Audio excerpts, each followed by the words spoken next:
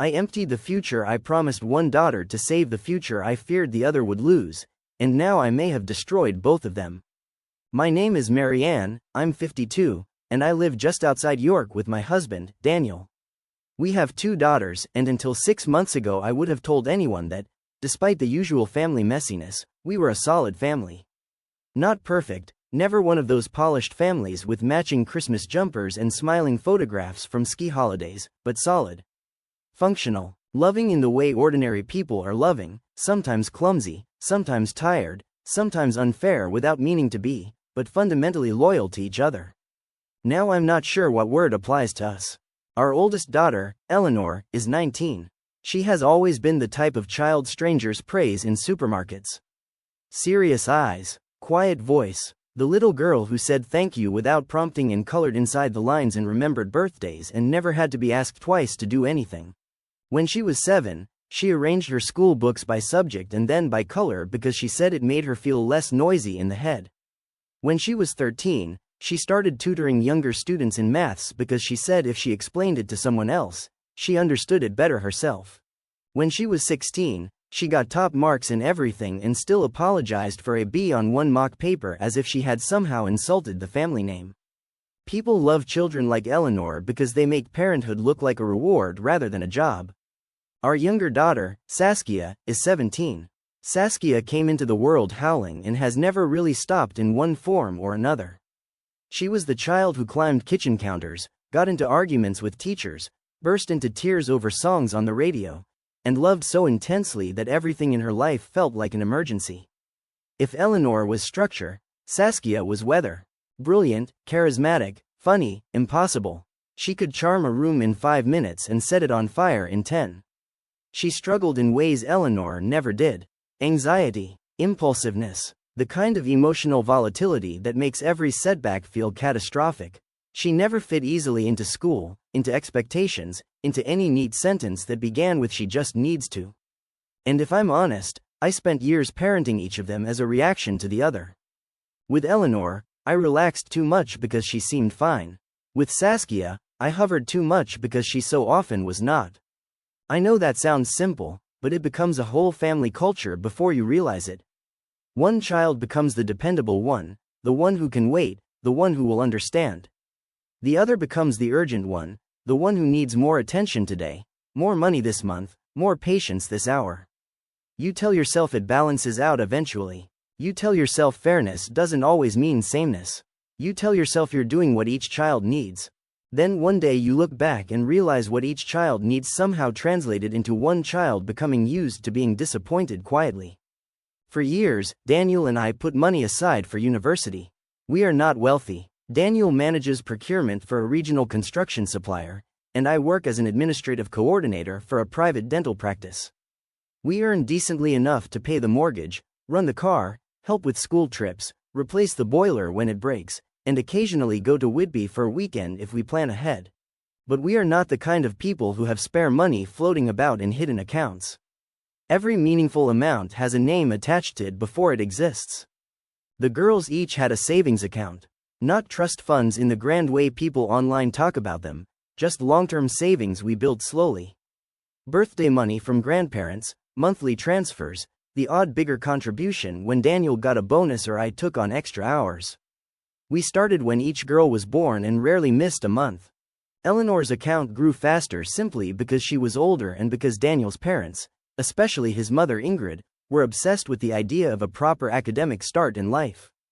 They contributed to both girls, but more heavily in Eleanor's early years, partly because they had more disposable income then and partly because Eleanor, being first, inspired that kind of earnest grandparent planning. By last autumn, Eleanor's account had just over £100,000. I know that sounds enormous, and it is. It shocks even me seeing it written down. But it wasn't a single glamorous fund. It was 18 years of accumulation, gifts, invested savings, tax-efficient accounts, cautious planning, some inheritance money Daniel received from Ingrid's sister and directed into the girls' education funds. It represented almost 2 decades of sacrifice. Fewer holidays, second-hand furniture, driving cars until they rattled, saying next year to countless things. Saskia's account was smaller, though not tiny. It had about £46,000, because she was younger and because some years we simply could not match what had been saved when Eleanor was little. I told myself it would catch up enough by the time she needed it. Eleanor earned a place at the University of Edinburgh. Medicine. Of course. She wanted to study medicine since she was 12 and spent a summer volunteering at a care home because she said if she was going to tell admissions tutors she cared about people, she wanted it to be true in practice rather than just words. When her acceptance came through, Daniel cried in the kitchen like someone had announced peace after a war. I cried too, but in a quieter way. Relief, pride, terror. All of it. She was going to do something difficult and good, and I thought, at least we can send her without saddling her with fear. That mattered to me more than I can explain. I grew up in Leeds in a house where every conversation about money felt like a low-grade electrical current in the walls. My father, Tomas, worked at a printing works until it shut. My mother, Bridget, cleaned offices in the evenings. Nothing was ever stable. Rent rose. Appliances broke. Someone got ill. Christmas went on catalogs and shame. I was the first in my family to go anywhere near higher education, and I didn't finish because after 1 year I couldn't justify the cost and my mother needed help after my father's heart attack. I spent my 20s telling myself I would go back. I spent my 30s pretending I hadn't wanted to. By the time I had daughters, I turned educational security into a private religion. I promised both girls, many times, that if they worked hard and got in, we would cover university. Not every luxury, not endless spending money, but tuition, housing, basics, enough that they could focus on building a life instead of surviving one. I said it casually over the years, but I meant it with the full weight of my own unfinished life. Then Saskia fell in love. I know how that sounds. As if the whole thing came down to a boyfriend. I wish it were that stupid. It would be cleaner. The boy was called Luke. French father, Belgian mother, raised in London, one of those boys who looked careless in a curated way. Nice hair, dark coat, long fingers, a face that always seemed to be hiding either a joke or a lie. Saskia met him at an art and music program in Manchester the summer before year 13. She came back incandescent. She talked about him as if he were an event rather than a person. He made films. He read philosophy. He hated the idea of performing adulthood. He thought school taught obedience rather than intelligence. He wanted to move to Berlin and make documentaries and never have a normal job. I remember standing at the sink peeling potatoes while Saskia described him and feeling that old maternal dread rising in me. That knowledge that your child's weaknesses have found exactly the shape of person who might exploit them. Daniel hated him instantly. Eleanor distrusted him more quietly. I tried to be reasonable. Reasonable lasted 3 months. By Christmas, Saskia was lying about where she was sleeping. Her attendance dropped. She started talking about how university was a capitalist trap designed to produce exhausted workers. This from a girl who had never once paid her own council tax, never opened an energy bill, never bought groceries for a week on a strict budget. She began dipping in and out of panic spells so severe she would lock herself in the bathroom and cry because she said she could feel her life being decided by other people. Luke was always there in the background, either as comforter or catalyst. It was hard to tell which. Sometimes he soothed her. Sometimes he seemed to intensify every grievance until it became a manifesto. Then came the pregnancy scare. She was 16 at the time. I found out because she came home white as paper and vomiting. And after I sat with her on the bathroom floor for an hour, she finally whispered that her period was late. I can still remember the texture of that moment. The cold tiles under my thighs. The smell of bleach. The way her hair stuck to her face. The little child still visible beneath the eyeliner and rage. She wasn't pregnant, but the aftermath changed everything. I got her into counseling. We took her to our GP. She was eventually referred to a private psychiatrist after the NHS waiting time looked impossible and she started having what seemed like dissociative episodes. Not psychosis, nothing as dramatic as television makes it look, but periods of emotional flooding so intense she would become unreachable, say she wanted to disappear, insist no one would care if she died, then later act ashamed and furious that we had overreacted. The psychiatrist suggested severe anxiety, possible traits of emotional dysregulation, maybe trauma linked to bullying she had minimized for years. He recommended intensive therapy and a structured program at a private residential treatment center in Surrey for young people in crisis. Not a locked institution. More a clinical therapeutic residence. Group work, one-to-one treatment, educational support, psychiatric monitoring. The cost was obscene. I remember the figure because my body reacted to it before my mind did. £86,000 for an initial program, with possible extensions and medication review on top. I literally laughed when we were told, not because it was funny, but because I thought there must have been a decimal point missing. Insurance covered almost nothing. The NHS alternative was a long wait unless Saskia became actively suicidal enough to meet a more catastrophic threshold. That is the grotesque arithmetic of modern systems, isn't it? Be unwell, but not in the correct premium way, and everyone tells you to hang on. Daniel said no immediately. Not no to helping her. No to that, to the cost, to the institution, to what he called being emotionally blackmailed by a private clinic that knows desperate parents will set themselves on fire. He wanted outpatient therapy locally, strict boundaries, cutting Luke off, getting social services involved if necessary, bringing in school, maybe considering a cheaper program abroad if we truly needed residential treatment. Saskia heard none of that as concern. She heard it as abandonment. And God help me, I heard her. I don't mean I stopped being rational altogether. I did spreadsheets. I made calls. I asked about payment plans. I spent nights on forums reading parents' stories until 3 in the morning. But beneath all of it was one unbearable thought. What if this is the moment where we could save her, and later we say we didn't because it was too expensive? What if money becomes the reason my child dies? I know that sounds extreme, but fear doesn't negotiate in moderate language. At first, we covered the deposit with our emergency fund and a short-term loan Daniel took against his pension. Saskia went to Surrey for 12 weeks. For the first time in over a year, she seemed steadier.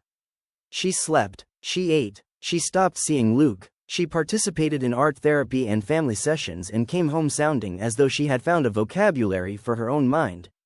Not cured, I'm not naive, but less chaotic, more anchored. Then she relapsed. Luke contacted her. One message, then several, then they met without telling us. The therapeutic team advised another residential block, warning that transitions out of structured care were often fragile and that interruption could lead to rapid deterioration. They were careful in the way professionals are careful. No one said, if you don't pay for this, your daughter will self-destruct. They didn't need to. The implication hovered over every sentence. By then our available money was gone. Daniel still refused to touch the university accounts. He said once we crossed that line, we would never uncross it. He said we were in crisis thinking, not long-term thinking. He said Eleanor's fund was not our money in any moral sense, even if legally it was. He said Saskia needed treatment, yes, but not treatment bought with a promise made to her sister over an entire lifetime. He said if we emptied one daughter's future to stabilize the other, we would only create a second crisis. I called him cruel. He called me reckless. Those weeks were the worst of our marriage. We whispered, shouted in our bedroom. We argued in the car. We fought in text messages during work hours. Every discussion eventually circled back to the same thing. How do you measure competing forms of duty to your own children? Does imminent suffering outweigh long-promised stability? If one child is drowning and the other is standing safely on shore, do you take the life jacket from the one on land because she can survive without it? Or do you keep your word to the one who trusted you and hope the one in the water can tread a bit longer? That is the whole question, really. Everything else is decoration. The final push came after Saskia overdosed.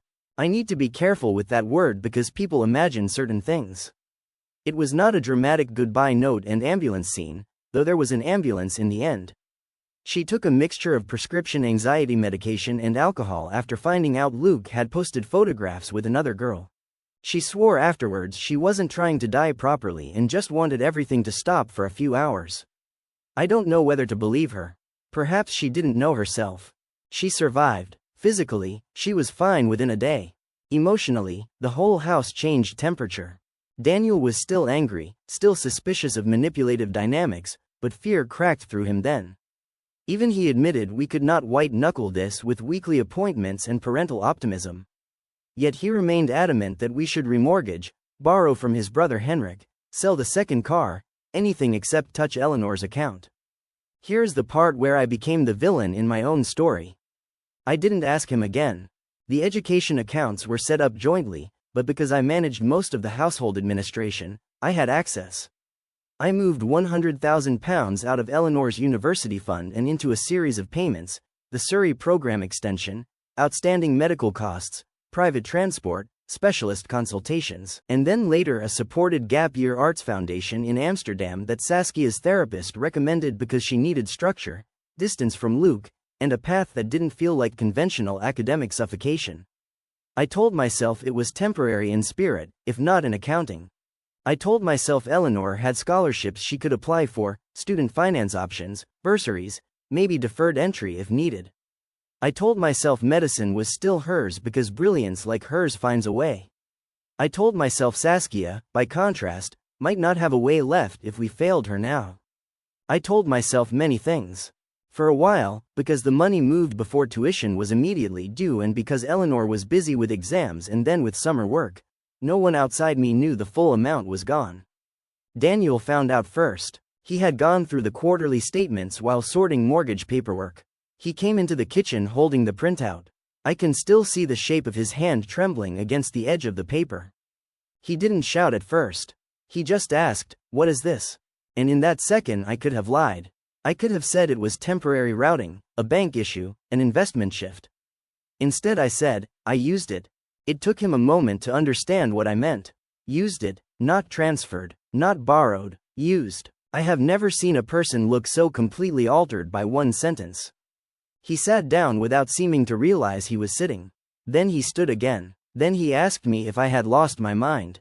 Then louder, if I had completely lost my mind.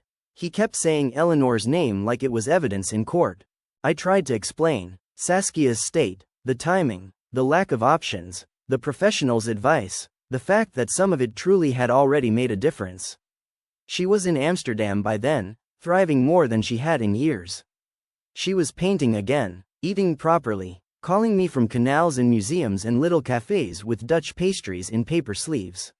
For the first time since she was 14, our conversations didn't feel like hostage negotiations with despair. Daniel said, "Then you should have stolen from both of us equally, not from one child." That sentence lodged in me. Because that is what he believed I had done, stolen. Not repurposed, not triaged, stolen. He slept in the guest room for 3 nights. On the 4th, he said we had to tell Eleanor immediately. I begged him to wait. I said I could rebuild some of it before autumn. I said maybe we didn't need to tell her the whole figure. I heard myself then, and even to me I sounded like a woman halfway into a scam she could no longer morally classify.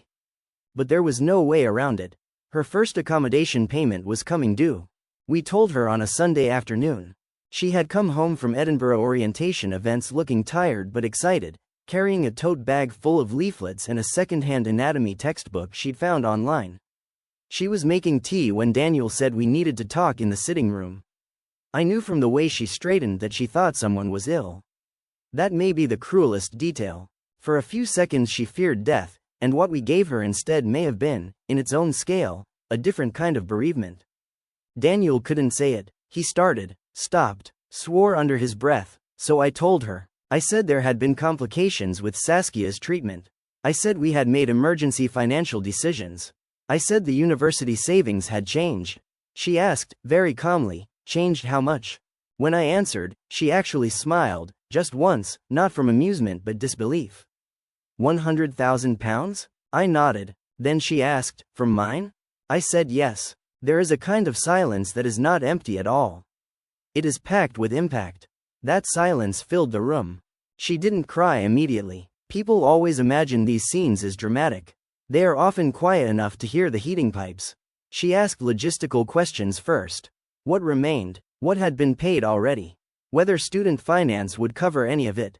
Whether the money in Saskia's account was also used? Whether Daniel agreed? I answered truthfully except on one point. I said Daniel knew eventually. Which is true, but evasive. When she realized he had not authorized it, she turned to him and said, "Did you let her do this?" The pain on his face when he answered no nearly made me faint. Then she did cry, but not like Saskia cries. Not explosively. She cried the way ice melts from the inside. She just sat there and tears kept falling while she pressed both hands together so tightly the knuckles whitened. She asked me why. I began the whole explanation about Saskia's condition, the overdose, the need for intervention, the impossibility of delay. The fact that this was about saving her sister, not choosing one daughter over another. Eleanor listened to all of it. Then she said, "You've been choosing her over me for years. This is just the first time you've done it with paperwork. I wish I could say that was unfair. It wasn't entirely unfair." She brought up things I had not even realized she remembered. The piano lessons I stopped paying for because Saskia needed therapy, with the promise we'd restart later. The school trip to Geneva we said was too expensive, the same year we paid for Saskia's private tutoring after she failed maths. The way family holidays always seemed to revolve around whether Saskia could cope. The fact that whenever Saskia exploded, Eleanor was expected to be patient because you know how she gets. The number of times I told her she was mature enough to understand. "Do you know what that means?" she said. "It means you punish me with my own reliability." That sentence joined the others in the gallery of things I will hear in my head until I die. She asked whether Saskia knew. At that point, Saskia did not know the exact amount or source. She knew her treatment and Amsterdam year were costly, but not that I had emptied her sister's fund to cover them. I said no. Eleanor laughed then, once, sharp as glass, and said, "So even in this, she's being protected from herself." She left that evening and went back to Edinburgh 2 days early. Daniel drove her because she would not let me. For the next week, she responded to my messages with brief practical replies. No emotion, just train times, forms, proof of address. Then nothing. Then a message saying she had met with student support and would probably need to take maximum loans plus part-time work. She said she was exploring bursaries. She said she did not want me contacting her tutors or intervening. She said she needed distance from the moral creativity at home. Daniel and I barely spoke except about essentials. If marriage can become a courtroom, ours did. Every conversation carried a prosecution. He asked whether I understood the legal implications if Eleanor chose to challenge the use of the account, especially any part clearly designated for her benefit. I said surely no daughter would sue her parents over money used to keep her sister alive. He said, "You don't get to define what counts as survival after what you did." I asked whether he was trying to turn our child against me. He said I had managed that without assistance. The worst part came when Saskia found out. It happened because Eleanor, in what I still believe was an act of wounded honesty rather than cruelty, told her during a phone call. I wasn't there, but later Saskia described it through sobs and fury. She had rung Eleanor to complain that she wasn't returning messages, and Eleanor finally said something like, "Maybe I'd feel more affectionate if Mum hadn't liquidated my future to fund your recovery tourism." That phrase, recovery tourism, is vicious. Also, to my mind, unfair. Saskia was genuinely ill. The treatment was not a spa break. But I understand why Eleanor said it. She needed language big enough to hold the insult of what had happened. Saskia called me shrieking, not because she was grateful, not because she was touched by sacrifice, because she was horrified. That was the first response I hadn't predicted. I think in some dark hidden place, I imagined that once everyone calmed down, the reality of Saskia's suffering would morally justify me. Maybe not legally, maybe not financially, but emotionally. I imagined a future conversation where both daughters, older and wiser, would say, "Mum made an impossible choice." I imagined tragic nobility. Instead Saskia said, "How could you do that to her because of me?" I tried to explain, but she would not let me. She said she had spent years feeling like the family screw-up, the expensive one, the burden, and now I had made it objectively true. She said I had turned her into the thief in her sister's story.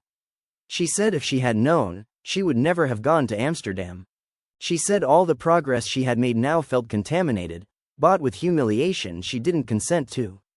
She said Luke used to tell her that her family needed her to be broken because otherwise they wouldn't know who they were, and she hated that some part of that now felt real. That shook me, not because Luke was right. He wasn't, but because all manipulative people survive by taking one sliver of truth and embedding it inside poison.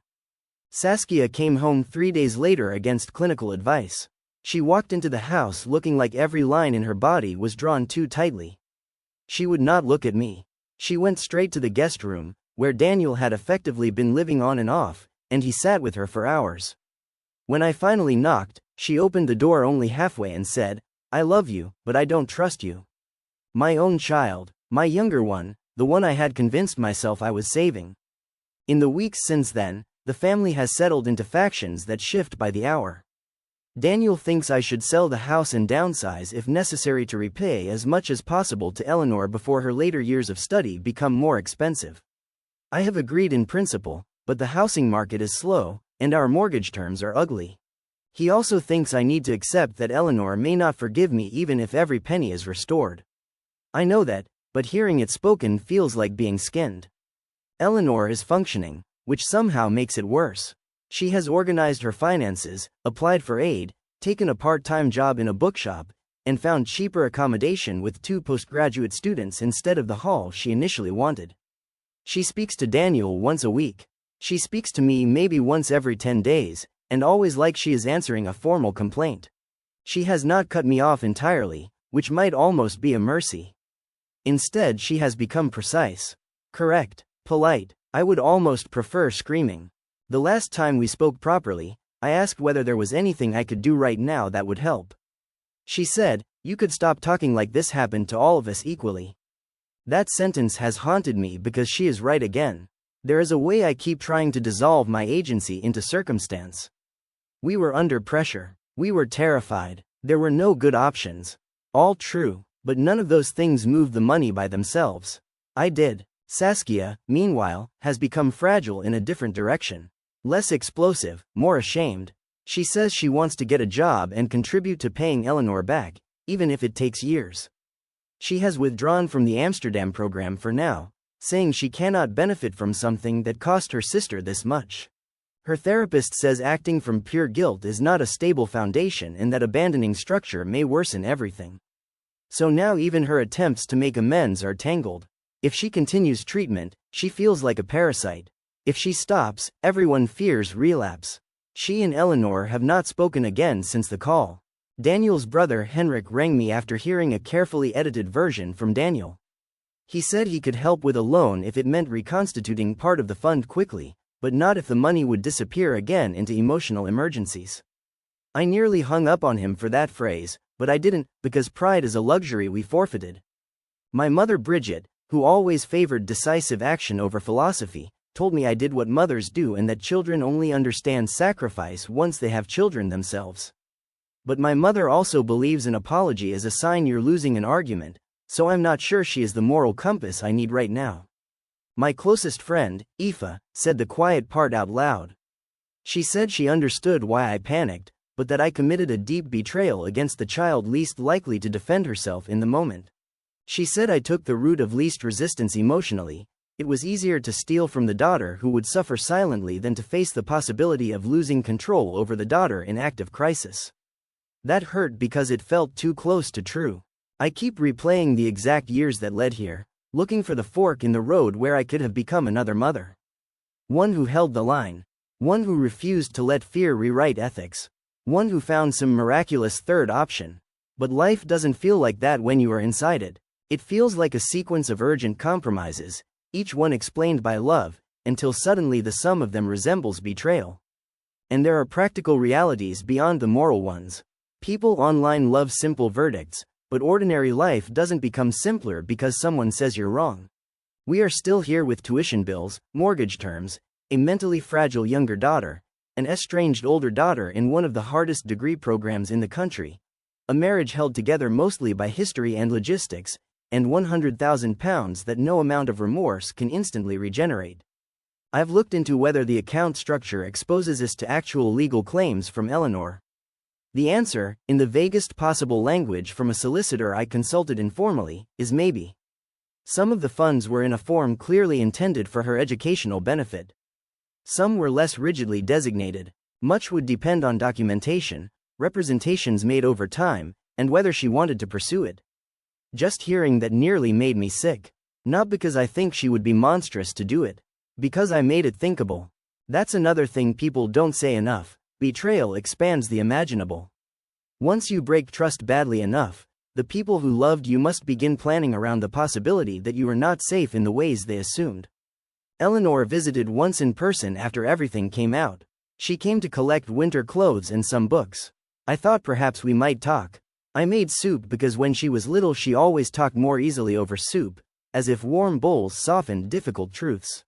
She stood in the kitchen while I hovered uselessly and said, before I could begin apologizing again, "Please don't make this about whether I still love Saskia." I said I hadn't intended to. She said, "Good, because I do. That's what makes this harder. If I hated her, this would be easier." Then she said something I still don't know how to answer. She said, "You always speak as if my pain is the administration fee on someone else's crisis." I wanted to say that wasn't true. But if I'm honest, some version of it has been true for years. Not only with money, with time, patience, emotional labor. We turned her steadiness into a family resource. We mined her maturity as if it were renewable. We loved it in her when it made our lives easier. We praised her for being low maintenance without recognizing that children should not have to earn ease by swallowing need. I'm not trying to write myself innocent. I know I'm not, but I also know the internet likes monsters better than frightened people who do terrible things for reasons that don't fully absolve them. So if anyone reading this is hoping for a neat confession from an evil mother who always hated the good daughter and spoiled the difficult one, I can't provide that. I adored Eleanor. I adore her now. I was proud of every quiet, astonishing thing she did. I noticed. I did. Maybe not enough in the way that mattered, but I noticed. And Saskia was not some manipulative little tyrant twirling her mustache while demanding money. She was, and is, a deeply struggling young person who often cannot tell where her own distress ends and other people's begins. I was trying to save one daughter and never fully understood I was asking the other to absorb the blast radius yet again. Since then I've done what I can. I sold jewelry I inherited from my grandmother. Not much value, but enough to matter emotionally. Daniel and I are listing the house this month unless something dramatic changes. I've taken extra weekend hours. I've drawn up a written repayment plan, though Eleanor has not responded to it. I offered to transfer what remains in Saskia's account directly to Eleanor immediately. Saskia objected, saying that would simply recreate the same injustice in reverse and leave her with nothing. Daniel said leaving Saskia with nothing would still be more honest than leaving Eleanor with consequences of a theft she did not commit. So even reparations have become another battlefield. The ugliest thought I have, the one I barely admit to myself, is this: part of me still believes I would have done it again if the alternative in that moment had been Saskia dying. That is what makes this unbearable. Because if I say I would do it again, then I am admitting Eleanor was right to feel second. But if I say I wouldn't, then I feel like I am retroactively downgrading the desperation that led me there, as if Saskia's crisis was merely inconvenient rather than life-threatening. I can't find a morally clean answer. Only two horrifying loyalties standing face to face, each demanding proof. Daniel says my problem is that I keep framing motherhood as martyrdom rather than stewardship. That parents are not meant to light one child on fire to warm another. I said that was a cruel metaphor. He said, only because it's close enough. Some nights I stand in the utility room because it's the only place in the house where no one usually comes looking for me, and I just try to remember who I was before every decision became evidence. Before love turned forensic. Before my daughter's futures could be plotted in columns of cost and damage. If I sound self-pitying, maybe I am. Shame has a way of making even honesty feel manipulative. So let me be plain. I took £100,000 from my oldest daughter's university fund without her knowledge and against my husband's wishes. I used it to pay for my younger daughter's mental health treatment and related support because I believed she was in acute danger and that immediate intervention mattered more than preserving money set aside for later. My younger daughter did not ask me to do that and was devastated when she learned I had. My oldest daughter now feels that a lifetime pattern of her being expected to understand has culminated in a financial and emotional betrayal she may never forgive. My husband thinks I crossed both an ethical and possibly legal line. I don't know whether I saved one daughter, scapegoated the other, or managed both at once. I know many people will say the answer is obvious. Maybe from the outside it is. From inside this family, it feels like I pulled one thread in terror and the whole thing came apart in my hands. Story number 2. She didn't just cheat on me, she asked me to help raise the baby before I even found out it wasn't mine. My name is Alexander, I'm 31, and until 8 months ago I thought I was the kind of man whose life was finally becoming stable. Not perfect, not rich, not impressive in the cinematic way people like to imagine when they talk about having it together, but stable. I had a decent job, a woman I loved, a flat we were in the process of outgrowing, and the kind of future that looks boring to other people and beautiful to the person who has spent years wanting exactly that.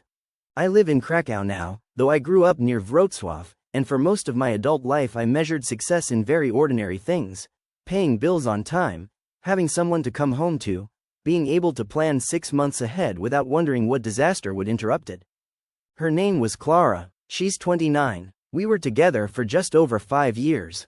We met when we were both living in Gdańsk for work, then moved south when I got a better offer in logistics, and she eventually found a position in marketing for a hospitality group. If you had asked me a year ago to describe her, I would have said she was magnetic in a way that made rooms turn toward her even when she wasn't trying. She had that kind of face people remember, not because she was model perfect, but because she was animated. Her whole expression changed when she laughed. She had ash-brown hair she was always twisting up with a pencil when she worked, and a habit of talking with both hands when she got excited, like her thoughts came too fast for language to carry them alone. She was warm in public, sharper in private, funnier than I am, more socially skilled than I am, and better than me at making life feel less procedural. I loved her in a very unembarrassed way. I know some men like to act guarded, like love is something clever people negotiate with one eyebrow raised. I was never like that with her. She was my person. I knew her coffee order, the way she hated wet wooden spoons, the exact look she got when she was angry but trying to seem reasonable, the way she would call everyone by affectionate insults when she was tired. I knew which songs made her nostalgic for summers in Split with her mother's Croatian family. I knew the story about how she chipped her front tooth on holiday in Pula at 9 and cried more about looking weird forever than the pain. I knew the names of the children she once said she might want, if we ever got there: Mila for a girl, Leon for a boy. I knew which shoulder always got tense first. I knew the smell of her shampoo. I knew how she breathed when she was asleep. And for a long time, I thought she knew me too. We were not one of those couples who were always posting each other online or writing dramatic anniversary captions. If anything, we looked understated from the outside, but our lives were fully braided together. We shared rent, then a car, then routines. I handled most practical things because I'm good at systems and bad at chaos. She handled most social things because she's good at people and good at making chaos look festive. I was the one who remembered insurance renewal dates and bought spare batteries and compared electricity tariffs. She was the one who remembered birthdays and got us invited to things and made our tiny flat feel like a life rather than a storage unit with a bed in it. When people talk about betrayal, they often focus on the obvious act itself. The sex, the lying, the pregnancy, in my case. But the real violence of it, at least to me, is retrospective. It infects memory. It reaches backward. It doesn't just ruin what happened after the betrayal. It contaminates what happened before it too. Suddenly every affectionate gesture becomes a possible cover. Every late night at work becomes a forked path in your mind. Every moment where you felt secure becomes evidence that you were standing on a floor already rotting under the carpet. That is what I'm living in now. About a year and a half ago, Clara got promoted. It was a genuine achievement. She had been working like mad, managing campaigns, dealing with impossible clients, smoothing over the egos of men who thought being louder meant being smarter. When she got the new role, I was proud of her. I took her out to dinner at this small place by the river that does venison and red cabbage in winter, and I remember telling her that everything she'd fought for was finally opening up. She cried a little after wine and said she felt seen by me in a way she hadn't felt growing up. Her father, Marius, is one of those men who only notices a room if he can dominate it. He is not physically violent, not a monstrous caricature, but he has the heavy gravity of someone who thinks other people are supporting cast in the film of his disappointments. Clara had spent years trying to earn attention from men like that and then pretending not to care when she didn't get it. I thought I was different. I thought that mattered. Her promotion meant longer hours and a closer working relationship with people from head office. One of them was a man called Tomas. 34, I think. Maybe 35. He handled regional partnerships and was based between Vienna and Prague, though he spent enough time in Poland that half their office seemed to orbit him. I knew his name almost immediately because she mentioned him often, at first in the innocent, boring way people mention colleagues. Tomas said this. Tomas wants that presentation redone. Tomas thinks the Vienna rollout could be a model for us. Tomas is impossible in meetings. Tomas is charming when he needs something. Tomas sent everyone ridiculous pastries from some place in Brno. Tomas hates small talk but never stops talking. He became one of the recurring background characters in office stories, the kind you absorb without caring. The first time I actually met him was at a company Christmas function in Krakow. Partners were invited, so I went. If you've ever had one of those moments after a betrayal where you revisit the first time you shook someone's hand, you know how disgusting it is. At the time, he just seemed polished. Tall, dark suit, expensive watch, a face that would probably be called handsome even by men who hate admitting other men are handsome. He had a way of looking directly at whoever he was speaking to that made it seem like he was paying closer attention than everyone else. I remember him smiling when Clara introduced us and saying, "So you're the famous Alexander." I laughed because that is what you do when someone flatters you lightly in a room full of strangers. I asked famous for what, and he said, "For keeping her sane." That line makes me ill now. He was easy to like in measured doses. Clever, good at reading people, not too aggressive, the kind of man who knows exactly how much charm to apply before it starts feeling oily. I noticed he and Clara had a rhythm together, but at the time I interpreted it as professional ease. They interrupted each other comfortably. They rolled their eyes at the same people. They had shared references from projects I wasn't part of. That's normal. Adults work together. I wasn't one of those jealous men scanning every interaction for treason. In hindsight, maybe I should have been more alert. But I'm also tired of betrayed people being expected to perform brilliance after the fact. I wasn't stupid for trusting the woman I lived with. I was in a relationship. If anything, I was proud that we weren't the kind of couple who monitored each other. Clara had male friends. I had female colleagues. We knew each other's phone passcodes mostly for convenience, not surveillance. There was no big dramatic "you can trust me" speech because trust was simply how the relationship functioned. The first shift was so subtle I can't date it precisely. She became more private, but not in a cartoon way. Just little things. Phone angled away instead of left face up. More team dinners. More travel. A slightly brighter energy when Tomas' name came up and a slightly flatter one when I asked follow-up questions. She started dressing differently for certain workdays. Not provocatively, not absurdly, just with more precision. New earrings. Better shoes. The kind of effort people make when they want to feel perceived. I noticed, but I did what loving people often do. I interpreted it generously. I thought maybe the promotion had made her more ambitious, more self-aware, more alive professionally. I even admired it. There were moments that bothered me, but they were small enough to explain away. Once, when she was in the shower, her phone lit up on the kitchen counter with a message preview from Tomas, "Land safely." That on its own is nothing. Colleagues travel. I nearly forgot it instantly. Another time she came back from a work trip to Prague wearing a perfume I hadn't bought her and didn't recognize. She said it was a sample from the airport. Plausible. Another time still, we were watching a series and she laughed at a message, then turned the screen down quickly when she saw me glance over. I asked who it was. She said work nonsense, too quickly, but people get defensive when they feel monitored, so I backed off. If anyone reading this is wondering whether I confronted her earlier, the answer is not really. I asked if everything was okay between us once, maybe 6 months before the whole explosion, because she felt distant in bed and perpetually distracted in conversation. She said work was draining her. She said I was imagining a problem because I hate uncertainty and turn moods into forecasts. There was some truth in that. I do overread tension. I like systems because feelings don't come with instructions. So when she got irritated, I retreated. I told myself not every distance is betrayal. Sometimes people are just tired. Then came the baby conversations. That part is almost funny in the bleakest possible way. For years, we had talked vaguely about children. Not immediately, not recklessly, but eventually. I wanted them. She wanted them someday. That someday had been moving closer.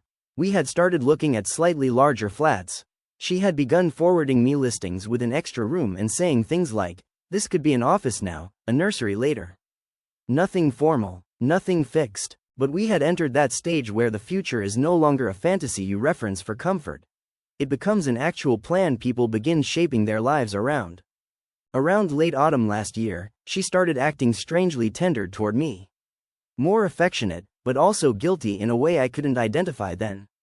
She would watch me while I was cooking, or touch the back of my neck absent-mindedly when she passed, or start conversations about where we saw ourselves in 5 years. I interpreted this as reconnection. I thought maybe the stressful period at work was easing and she was finding her way back to us. I see now that she may have already known she was pregnant. I found out about the pregnancy on a Tuesday in February. I remember because Tuesdays are when I usually work late, but that week I came home early because a client meeting got cancelled. I stopped to buy rye bread and smoked cheese from the shop downstairs. I was in a stupidly good mood for no real reason.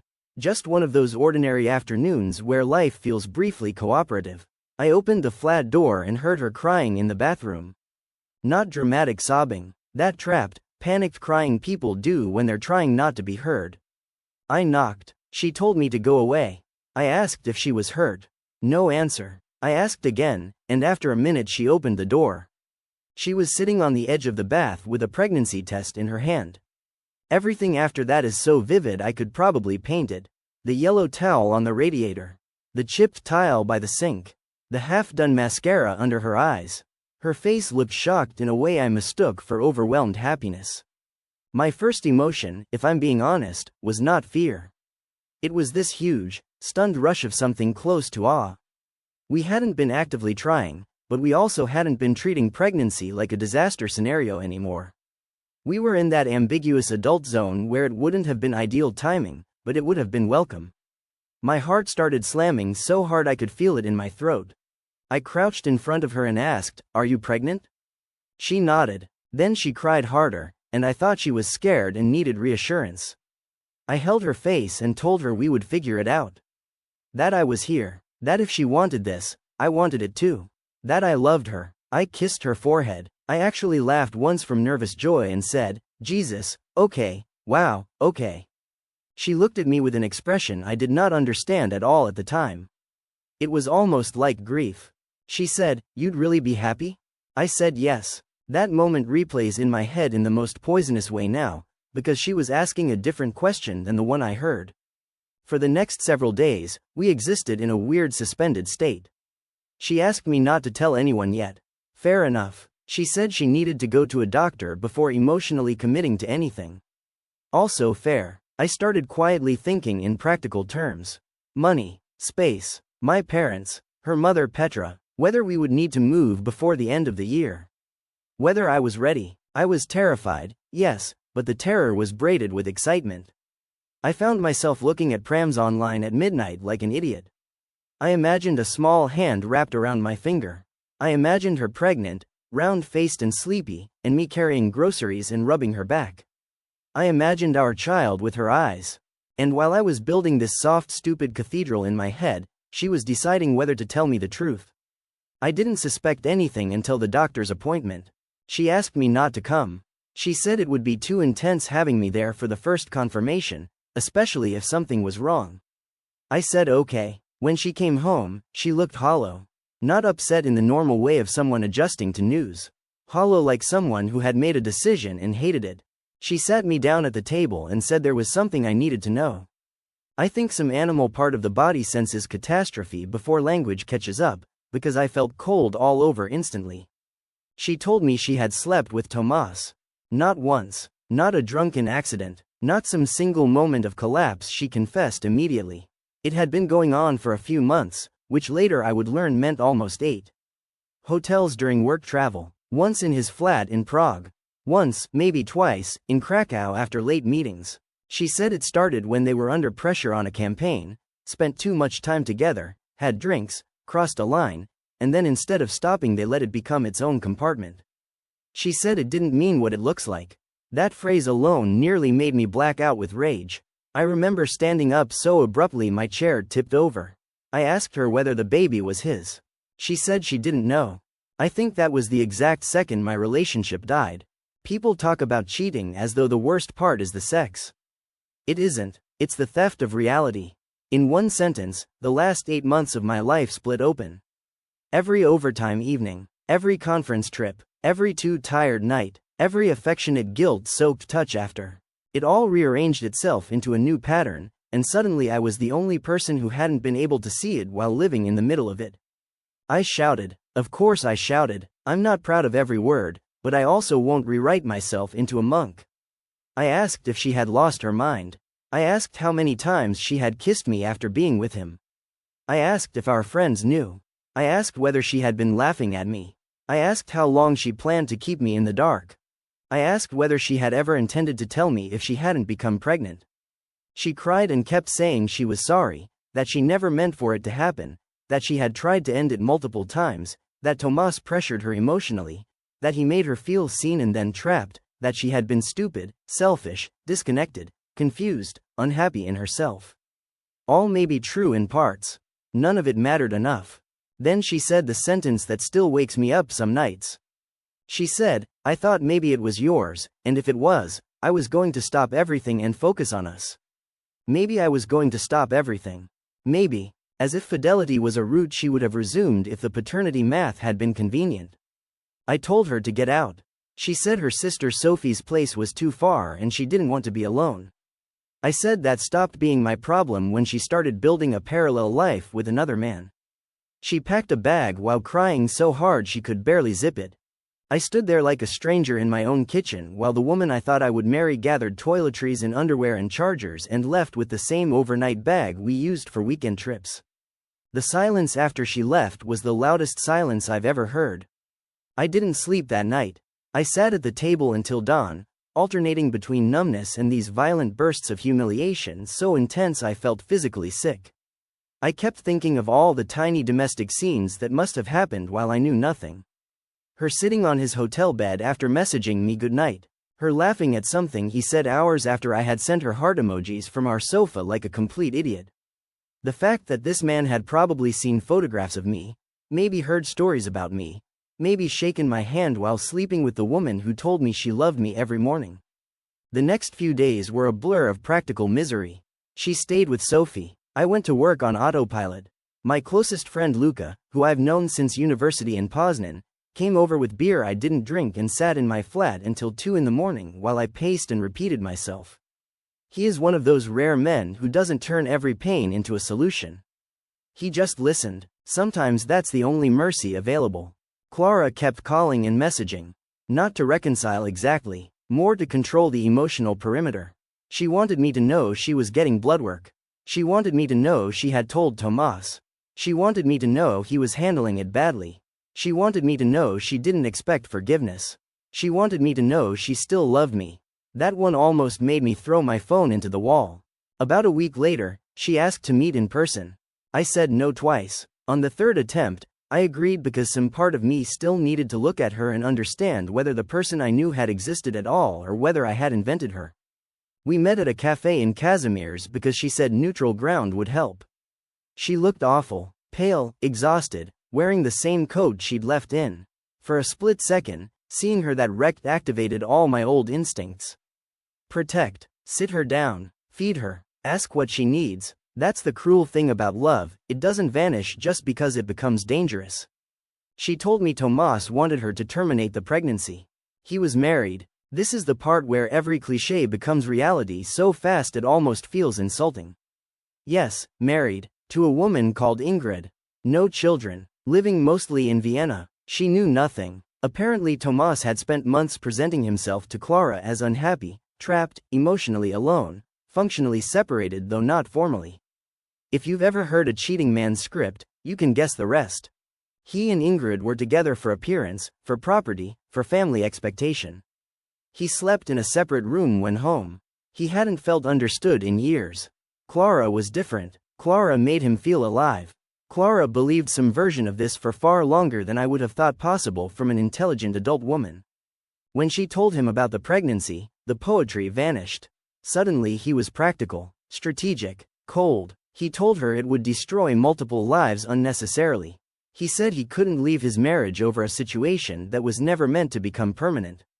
He asked whether she was sure it wasn't mine. When she said there was uncertainty, he suggested that maybe the kindest path was to stop the pregnancy and repair things with me. Repair things with me. As if I were some damaged wall you repaint after a party goes wrong. I wish I could say hearing this gave me satisfaction. It didn't. It just made everything filthier. I already knew he was a coward. His cowardice did not restore my dignity. Then she said she didn't know what to do and asked me, what I thought. I stared at her for a long time before answering. I told her I was the wrong person to consult about whether she should keep a child conceived while she was lying to me with a married coworker.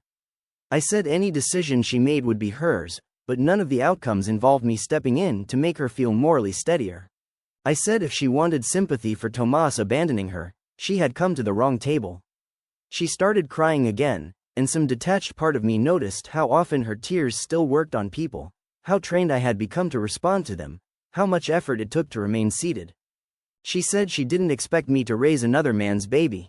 I said good, because there was zero danger of that.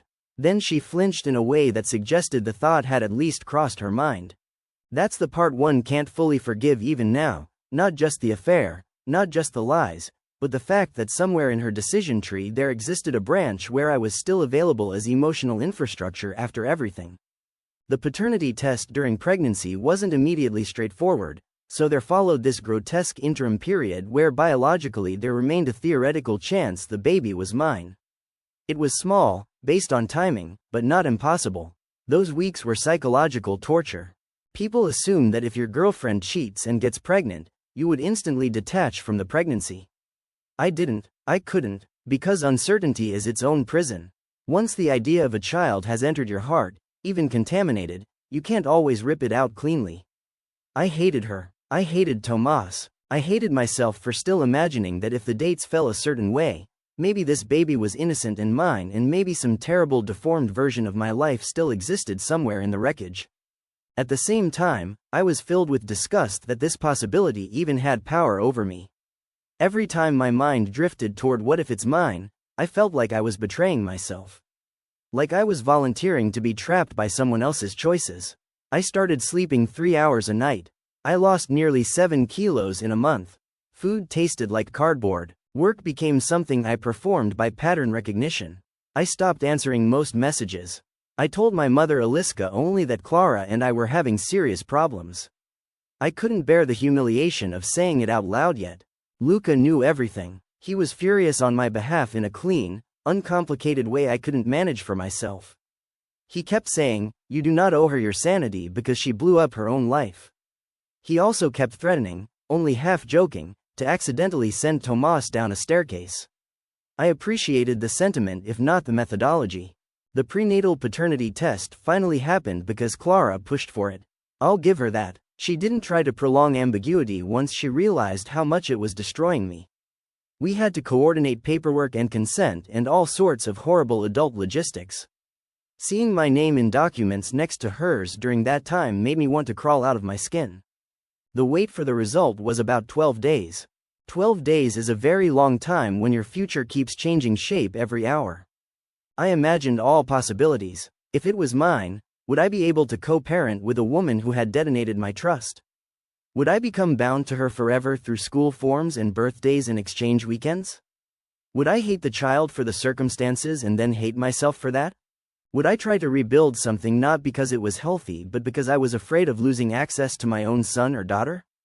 Would she secretly go back to Tomas anyway? Would I spend the rest of my life being the safe man she settled into after the exciting man panicked?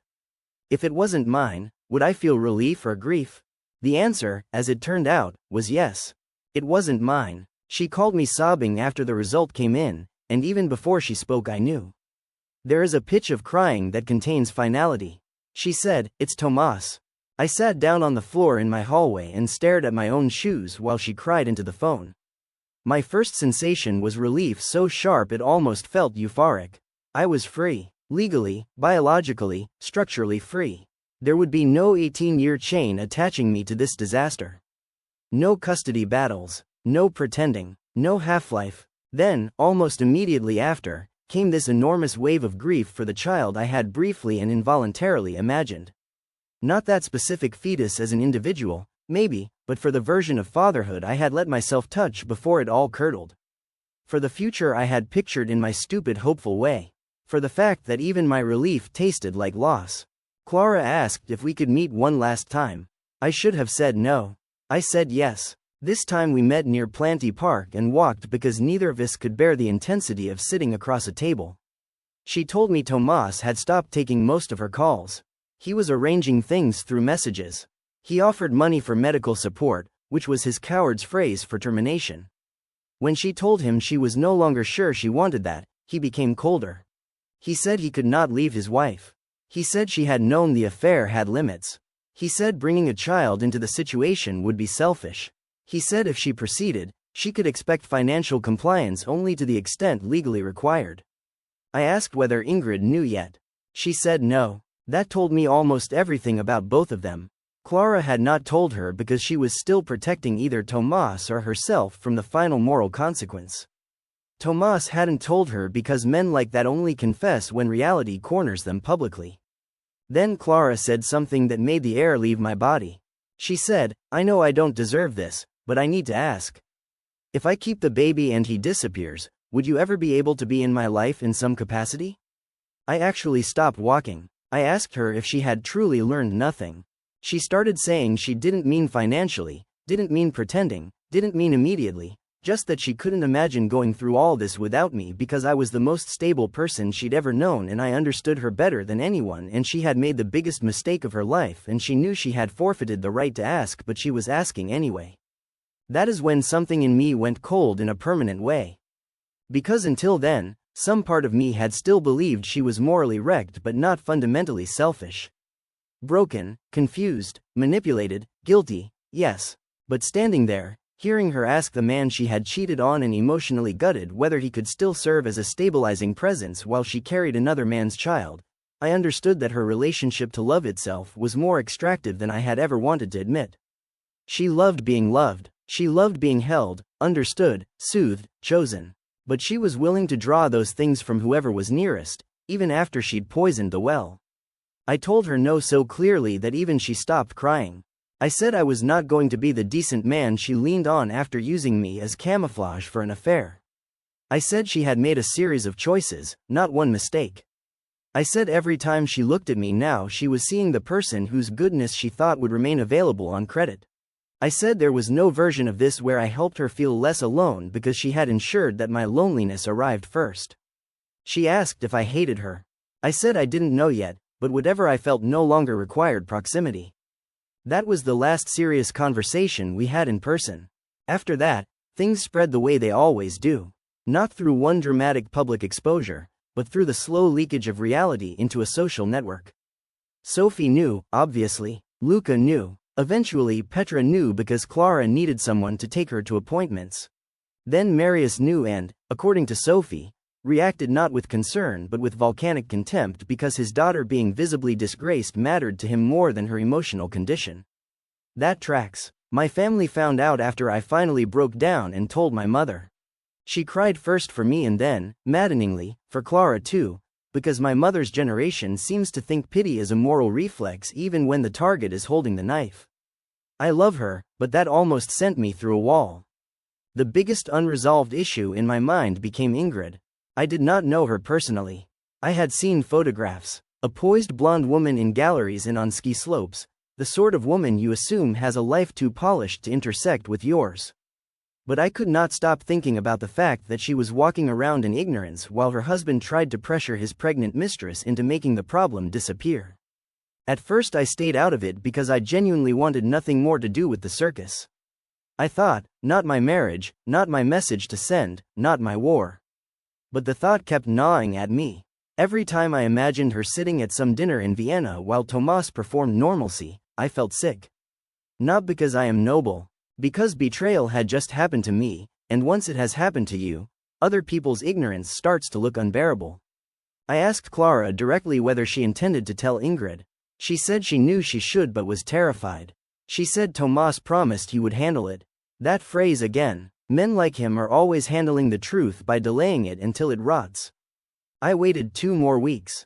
Nothing changed, so I told her. Not in revenge, though I'm sure part of me enjoyed the idea of Tomas losing control of the narrative. Mostly I did it because I could not stand participating in another lie by silence. I found Ingrid through professional channels that weren't hard to trace if you knew where to look. I wrote a message so careful it took me an hour. I said I was sorry for contacting her this way. I said I believed she was being deceived in a matter that concerned her marriage and her health.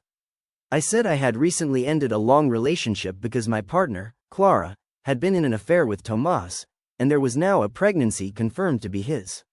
I attached enough evidence to make dismissal impossible and then turned my phone off for the rest of the evening because my hands were shaking. The next day she replied with 4 sentences. She thanked me for telling her. She said she had suspected something was wrong for some time but not this. She said she would appreciate any further information I was willing to provide. She said I was not the person who had wronged her. That line almost undid me. I sent her what I had, dates, screenshots Clara had shown me, travel overlaps, the paternity confirmation statement with identifying details narrowed to what felt necessary. Then I stepped back. I have no idea what happened in their home after that, except that within days Tomas called me from a private number and left a voicemail I will never delete because it captures the soul of a coward perfectly. He said I had no right to interfere in his marriage and had acted vindictively in a situation that was already painful for everyone. I listened to that message 5 times and felt this strange dead calm. The audacity of a man calling the person he betrayed an interferer in his own misconduct is almost artistic. I did not reply. Apparently Ingrid left Vienna and went to stay with family in Graz for a while. Whether she has filed for divorce, I don't know. Whether Tomas has slithered his way into partial forgiveness, I also don't know.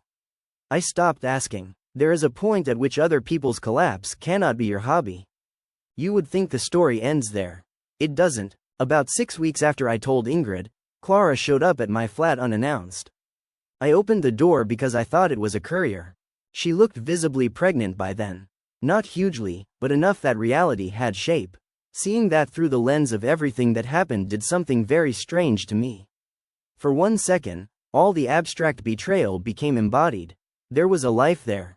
Evidence, consequence. A child who had done nothing and was already being born into dishonor, resentment, adult cowardice, and asymmetrical love. She asked if she could come in for 5 minutes. I almost said no. I should have said no. Instead I let her stand in the hallway. She told me Tomas had cut things off completely after Ingrid found out. He had offered to arrange money through lawyers once the baby was born and asked for no further direct contact unless medically necessary. Marius was furious and mostly absent. Petra was helping but overwhelmed. Sophie was doing what she could. Clara said she wasn't there to beg for reconciliation. She said she just needed to say something without interruption. I let her talk. She said she had spent months trying to tell herself the affair meant something profound because otherwise she had to face that she blew up our life for excitement, vanity, and the temporary high of being wanted by someone she idealized. She said I had always loved her in a steady way that asked her to become an adult, and Tomas loved her in a reckless way that let her stay fragmented. She said she kept choosing the feeling of being pursued over the reality of being known. She said the pregnancy stripped all the glamour away and left only character, and when that happened Tomas had none. She said I had every right to despise her. She said she was beginning to understand that remorse is not the same as consequence, and that she had spent too much of her life assuming tears were a bridge back into people's mercy. That was the closest she ever came to saying something fully honest. Then she said she was moving to Split for a while to be near Petra's relatives because she couldn't afford Krakow alone on maternity leave and needed distance from gossip, my neighborhood, the office circle, all of it. She said she didn't expect anything from me. She just didn't want to disappear without acknowledging that I had been the best thing in her life and she had treated that like renewable property. I asked her why she had really come. She stood there in silence long enough that I knew there was more. Then she said, very quietly, because I wanted to see if there was any softness left. That honesty was almost crueler than another lie. I told her there was softness, but it no longer belonged to her. She cried silently then, not theatrically, not in the way that reaches for rescue. Just quietly. She said she was sorry. I said I believed she was. She said she would always love me. I told her that might be true in her language, but in mine love does not repeatedly humiliate the person providing it. Then she left. I leaned against the closed door for about 10 minutes afterward because my legs felt weak. Since then, I've been rebuilding in the least cinematic way possible. I go to work. I sleep a little better. I see Luca on Fridays. I started therapy because I got tired of hearing the whole story echo inside me with no witness except myself. My therapist, a patient woman called Elżbieta, said something in our second session that I wrote down immediately. Betrayal makes decent people feel foolish, and then they compound the injury by trying to understand themselves as the fool. That landed hard, because one of the worst consequences of this wasn't just losing Clara. It was briefly losing my own trust in my judgment, my masculinity, my memory, even my intelligence. I kept thinking, how did I not know? What kind of man doesn't see this in his own home? The answer, unfortunately, is a normal one. The kind who loved and believed. That doesn't make it easier, but it makes it less shameful. I've also had to face the uglier parts of myself. There are moments I feel sorry for Clara, especially when I imagine her alone with a baby that will resemble the man who abandoned her. Then I get angry at myself for feeling sorry. There are moments I imagine Tomas' life collapsing completely and feel satisfaction so sharp it embarrasses me. There are moments I think of the child and feel grief on behalf of a person not yet born. There are moments I still miss the version of Clara that made coffee in oversized jumpers on Sunday mornings and tucked cold feet under my leg in bed and knew exactly how to tilt my face toward a joke when I took life too seriously. That version existed, I know she did, but she existed alongside other truths that I either missed or refused to weight properly. A few mutual friends drifted away after the scandal became impossible to narrate politely. That was another surprise. People don't just leave when you're the guilty one. They leave when your life becomes awkward. Nobody wants to be drafted into another couple's moral wreckage. Others picked sides more openly. One of her colleagues actually sent me a message saying relationships are complex and I shouldn't villainize a woman during a vulnerable pregnancy. I blocked her so fast I nearly cracked the screen. For what it's worth, I never retaliated publicly. I didn't post. I didn't send a mass message. I didn't try to ruin Clara's career. I told the people who needed to know the truth, and when Ingrid remained intentionally uninformed, I told her too. That's the extent of my revenge, if you want to call it that. Everything beyond that I left to gravity. The baby is due in a few weeks now, I think. Maybe less. I only know because Sophie once sent a practical message about forwarding some mail that still came to my address and mentioned an appointment date by accident. I don't know whether it's a boy or a girl. I don't want to know. That sounds harsh, but distance is the only clean line I have left. The weirdest thing about all of this is how ordinary the world remains while your private life has become a crater. Trams still arrive late, shops still close at the same time, colleagues still ask whether you're free next Thursday, tourists still stand in the square taking photographs of pigeons. Nothing in the city acknowledges that the architecture of your future just collapsed. There is something almost offensive about the continuity of normal life. And yet maybe that's also how healing begins. Not with revelation, not with justice, not with some perfect speech where everyone admits exactly what they did and why. Just with the humiliating fact that time keeps moving whether or not you feel ready to accompany it. If anyone asks whether I would ever take her back, the answer is no. Not because I'm strong every day. Some days I'm not. Some days loneliness makes terrible ideas sound humane. But because I have now seen too clearly what role I occupied in her emotional life, not partner, not equal, but reserve stability. Safe harbor. Moral emergency fund. The man who would probably still answer if she called from a storm, even if she had sailed into it with someone else. Once you understand that about yourself in someone else's story, going back isn't romance. It's self-erasure. So that's it. My girlfriend cheated on me with a coworker, got pregnant, didn't know if the baby was mine, and then still reached for me as if my capacity to love her could survive unlimited contamination. It can't. Maybe that makes me colder than I used to be. Maybe it just makes me someone who finally understands that love without self-respect is just volunteering for injury in slow motion. Story number 3. I left my friend at a restaurant after she tested me. I didn't leave because of one rude comment, one bad dinner, or one misunderstanding. I left because in a single hour, my oldest friend managed to turn 15 years of loyalty into a performance, and cast me as the fool without even warning me I was on stage. I'm a 29-year-old woman from Ghent, and until 3 months ago I would have told anyone that my friend Clara was one of the people who knew me best in the world. Not my best friend anymore. Not after that night in Brussels. Not after the restaurant. The worst part is that if you had asked me the week before, I would have defended her with my full chest. I would have said she was intense, yes, but loyal.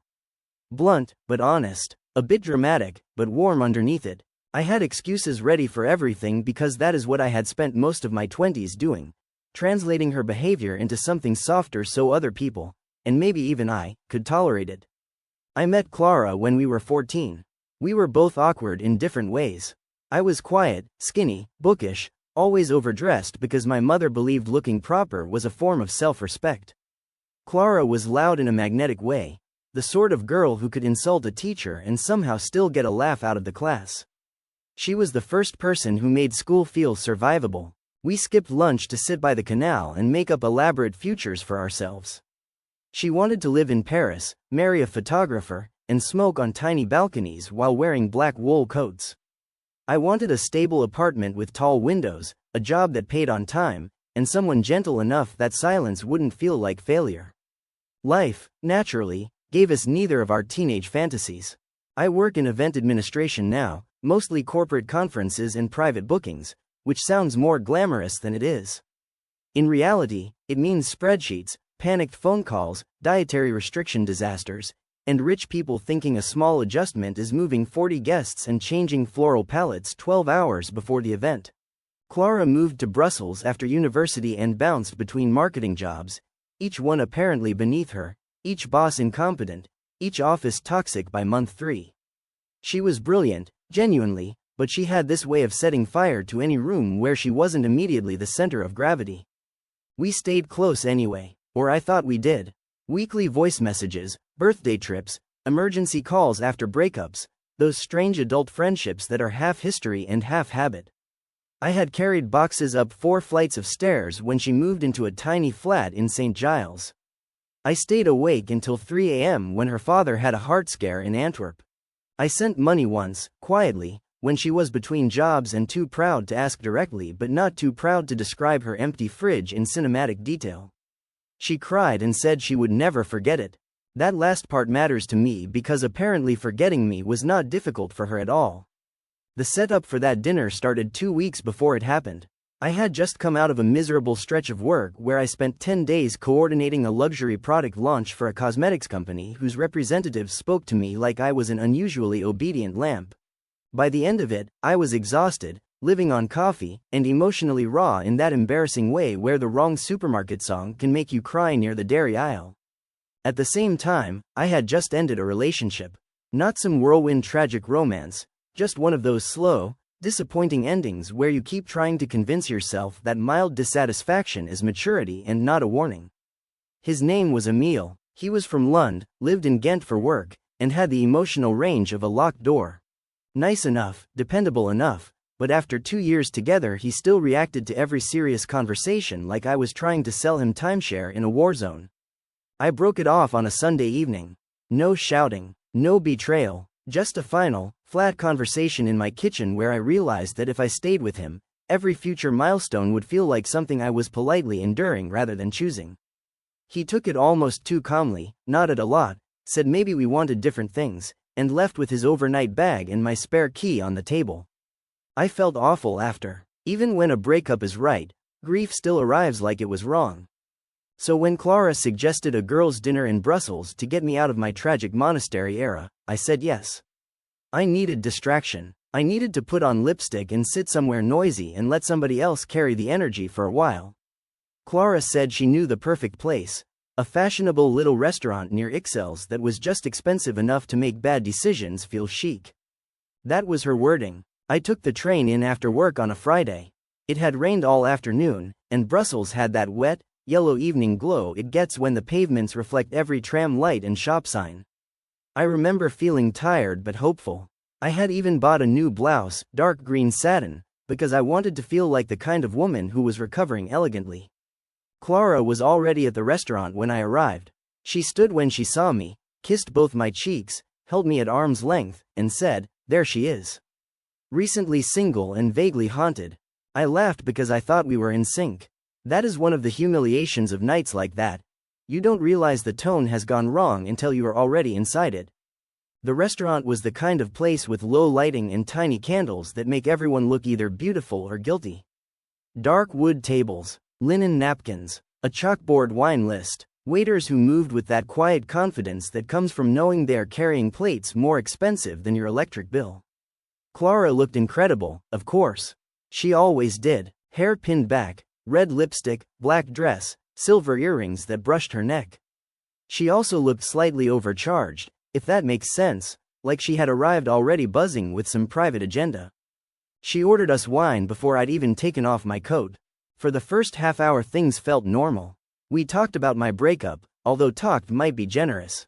Clara has never been interested in other people's feelings unless she can arrange them into a story where she gets to be the bold interpreter. She told me Emile was competent but spiritually beige, which, admittedly, made me laugh. She said I had a habit of mistaking calm men for safe men when sometimes they were just passive. She said I needed someone who could survive a real conversation without looking for an exit route. All fair enough. Then she shifted to talking about her own life, which was standard. A new guy named Luke she had been seeing on and off. Trouble at work with her manager, Saskia, who apparently felt threatened by strong women. A mutual acquaintance from university named Marta had gotten engaged, and Clara spent a good 10 minutes diagnosing the engagement as a panic response to being 30. I noticed she kept checking her phone. Not discreetly, not sorry, I'm expecting a message. More like she was waiting for a cue. I asked if everything was okay and she smiled too quickly and said, "Perfect." That should have put me on alert. But when you've known someone that long, your instincts get damaged. You become practiced at stepping over small weirdness because acknowledging every strange moment would force you to admit the whole foundation is unstable. Our starters came. I had mushroom ravioli. She had tuna tartare. She barely touched hers. Then she asked me a question I didn't expect. "Can I ask you something and you promise to be honest?" I said yes. She tilted her head and asked, "Do you think you're a good friend?" I actually thought she was joking at first. I smiled and said, "I try to be." She didn't smile back. "No, seriously. Do you think you're a good friend to me?" The air changed. It really did feel that dramatic. Like someone had opened a window behind me. I said, carefully, "I thought I was." And she leaned back, folded her arms, and gave me this look that I can still see perfectly, this cool, appraising look like I was a candidate who had just failed the easy part of an interview. "Well," she said, "that's interesting." I asked what that meant. She said, "It means I've been thinking for a while that our friendship is very one-sided."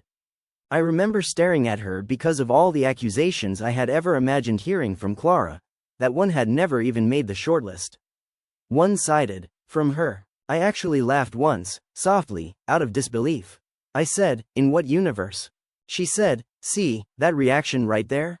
Defensive, immediate, no curiosity." At this point I thought maybe she was drunk faster than I realized, or angry about something else and using me as a target board. I tried to slow the conversation down. I asked what specifically she felt was one-sided. Then she started listing things. She said I had been emotionally unavailable since I started dating Emile. She said I disappeared into my own life whenever things were going well, then resurfaced wanting support when things went badly. She said I judged her choices, silently if not aloud. She said I didn't show up in the way real friends do. I was so stunned I just sat there listening. Some of what she said was vague enough to be impossible to answer. Some of it was outright false. She brought up times I had missed calls without mentioning that I always called back. She mentioned her birthday weekend in Amsterdam and said I had been distracted, leaving out that I had come anyway despite having a fever and a looming deadline. She said I never celebrated her wins, which would have been surprising news to the bottle of champagne I brought when she got the job before last, or the flowers, or the hours spent editing her applications after that job collapsed. When I tried to respond, she held up a finger. "No, this is why I wanted to do this in person. I need you to actually hear me before you explain me away." Explain me away. It is amazing how fast language can become a weapon in the hands of someone who likes the sound of their own righteousness. I said, as calmly as I could, "I am hearing you. I just don't agree with your version of events."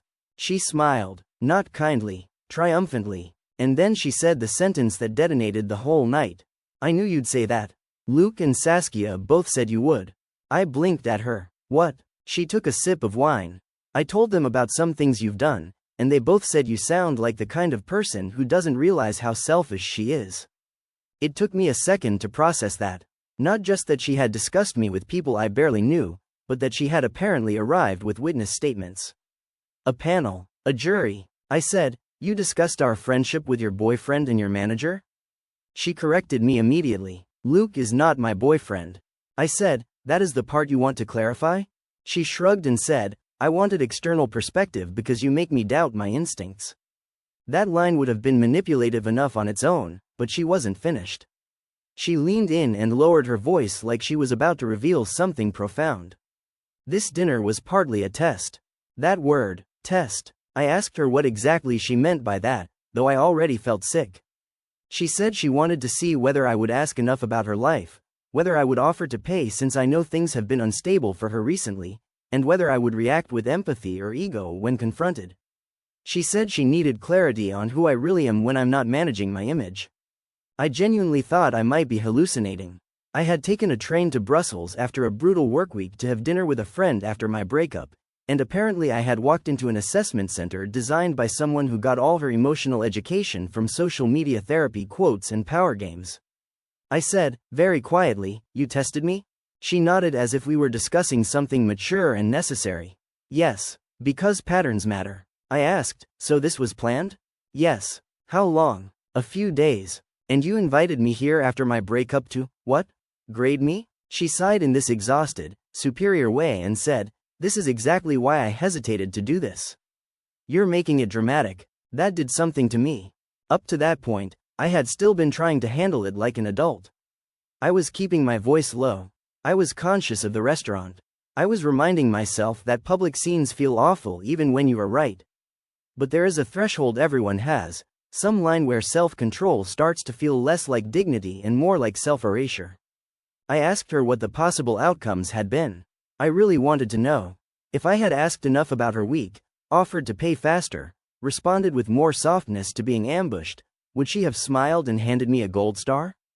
Would she have announced I had passed friendship probation?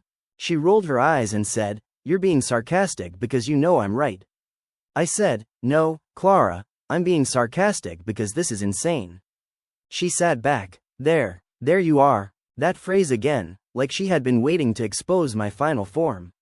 I should mention something important here, because it changed how I saw the whole conversation later. At the table diagonally behind us sat two women and a man, maybe in their 30s, the sort of diners who were doing their best not to look while hearing absolutely everything. Every time Clara said something sharper, I could feel their attention flick toward us. It added this surreal layer to the whole thing, as if I was trapped in a bad play and strangers had front row seats. I said, "If you wanted to talk to me about feeling neglected, you could have just talked to me like a normal person." She said, "I've tried subtlety." I almost laughed again. Clara's version of subtlety is a forest fire seen from 2 postcodes away. Then the bill issue surfaced. We hadn't even finished our mains yet. I had ordered sea bass, she had duck. Neither of us was eating much anymore. The waiter passed nearby and asked if everything was all right, and Clara smiled brightly and said yes, perfectly, thank you. The speed of that performance almost impressed me. As soon as he left, she said, "Also, just so we're clear, I think it would be the right gesture for you to get this tonight." I stared at her. "Because you tested me and I failed?" She said, "Because I've covered you before." Now, this is technically true in the most microscopic sense. There had been isolated occasions over 15 years where one of us paid and the other got the next thing. Like all normal friendships, but the broad financial reality of our adult lives had more often leaned the other way. I had paid for cabs, groceries, tickets, and once half a holiday deposit she took 6 months to repay. Not because I kept score. I genuinely didn't, or hadn't, but when someone starts presenting themselves as your long-suffering benefactor while ignoring your actual history, the receipts begin to unroll in your mind like sacred text. I said, "That is unbelievably unfair." She shrugged again and said, "See? Stingy and defensive." I knew it. Something about the way she said I knew it made everything lock into place. This was not a conversation. It was not conflict resolution. It was not a hurt friend fumbling through a hard truth. It was a setup. She had built an entire little courtroom in her head and invited me to occupy the role of guilty party. Every answer I gave would confirm her theory because that was the point of a rigged test. If I apologized, she would be validated. If I defended myself, I would be defensive. If I paid, I was buying forgiveness. If I didn't, I was selfish. If I cried, I was manipulative. If I stayed calm, I was cold. There was no version of that dinner where she had come to understand me better. She had come to win. And suddenly I was so tired. Not just of her, but of all the years of translation, of all the excuses, of being cast in supporting roles inside her private dramas. I thought about the times she had joked about my body in front of men she liked. The way every crisis in my life somehow became proof of a flaw she had previously identified. The birthday where she sulked because my promotion got more attention than her new haircut. The night my grandmother died and she called me, sobbing, because Luke had ignored one of her messages and she just needed my voice. I had answered then too. Of course I had. There is a particular kind of grief that happens when the pattern becomes visible all at once. You don't just lose the current moment. You lose your interpretation of the past. I put down my napkin. Folded it once. Then I said, I'm leaving. She blinked like she hadn't considered that as an option. What? I'm leaving, Clara. She laughed, but it was strained now. Oh my God. Of course. Classic. I reached for my bag. She lowered her voice sharply and said, don't you dare humiliate me here. And that was almost funny, because what exactly had she been doing to me for the past 40 minutes? Offering a spa treatment? I stood up. I took out my wallet, put enough cash on the table to cover my own meal, my wine, and extra besides because I didn't want there to be a single discussion later about me dining and ditching. Then I looked at her and said, very evenly, you invited me here under false pretenses, ambushed me with complaints you outsourced to strangers, admitted you were testing me, and tried to manipulate me into paying for the privilege. If you feel humiliated, that's because your behavior is humiliating.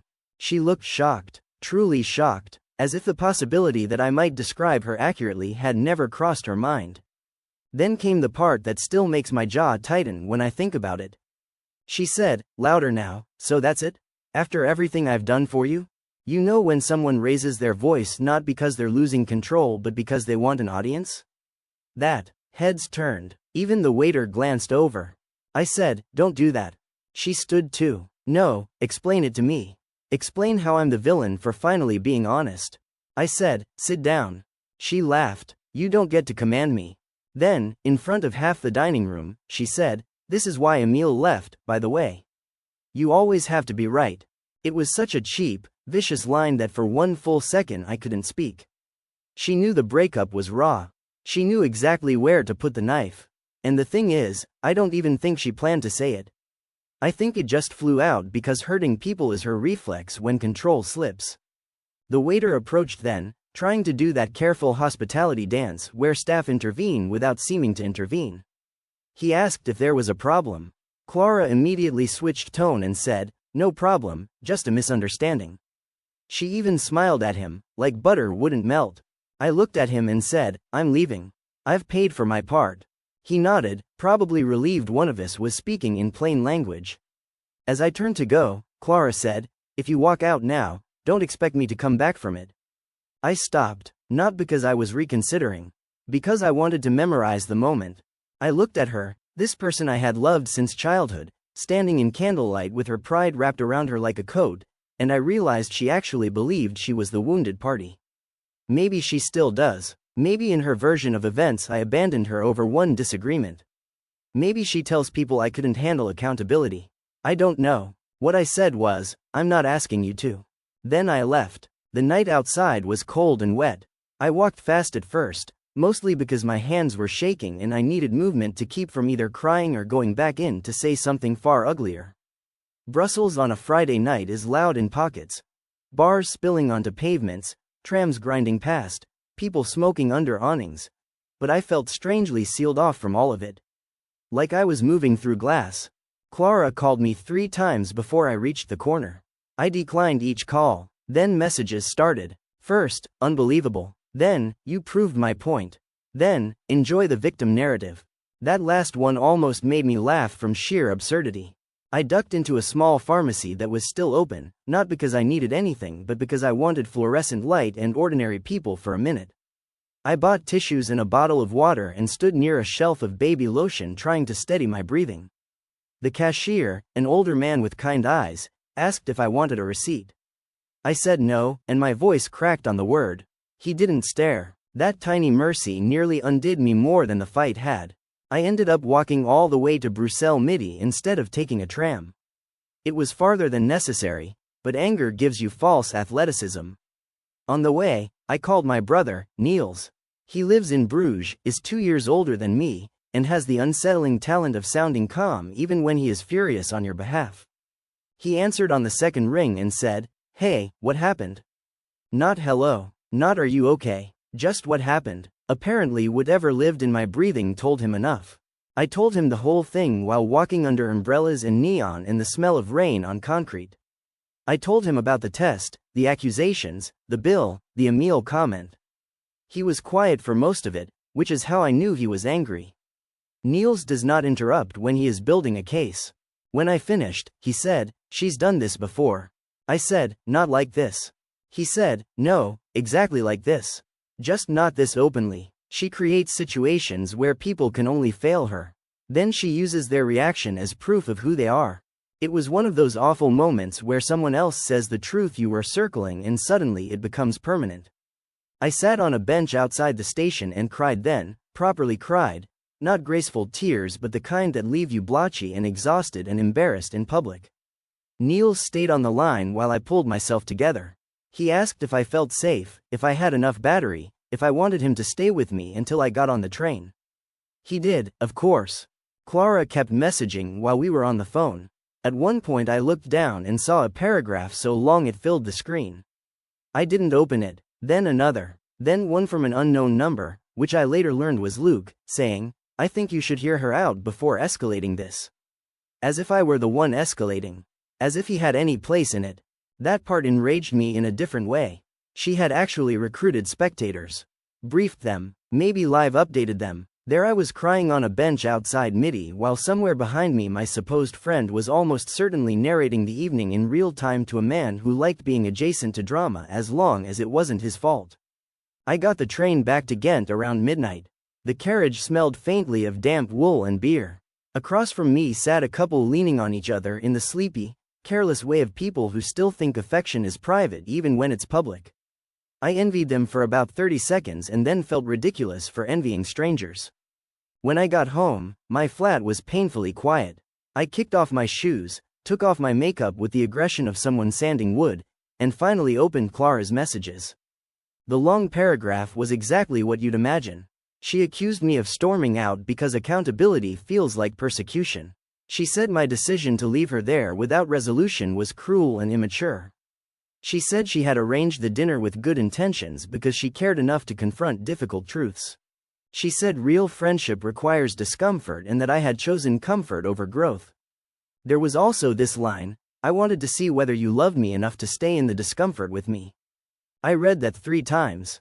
Loved me enough to stay in the discomfort with me. As if love were proven by tolerating humiliation. As if loyalty meant remaining seated while someone dismantled your dignity between the wine list and dessert.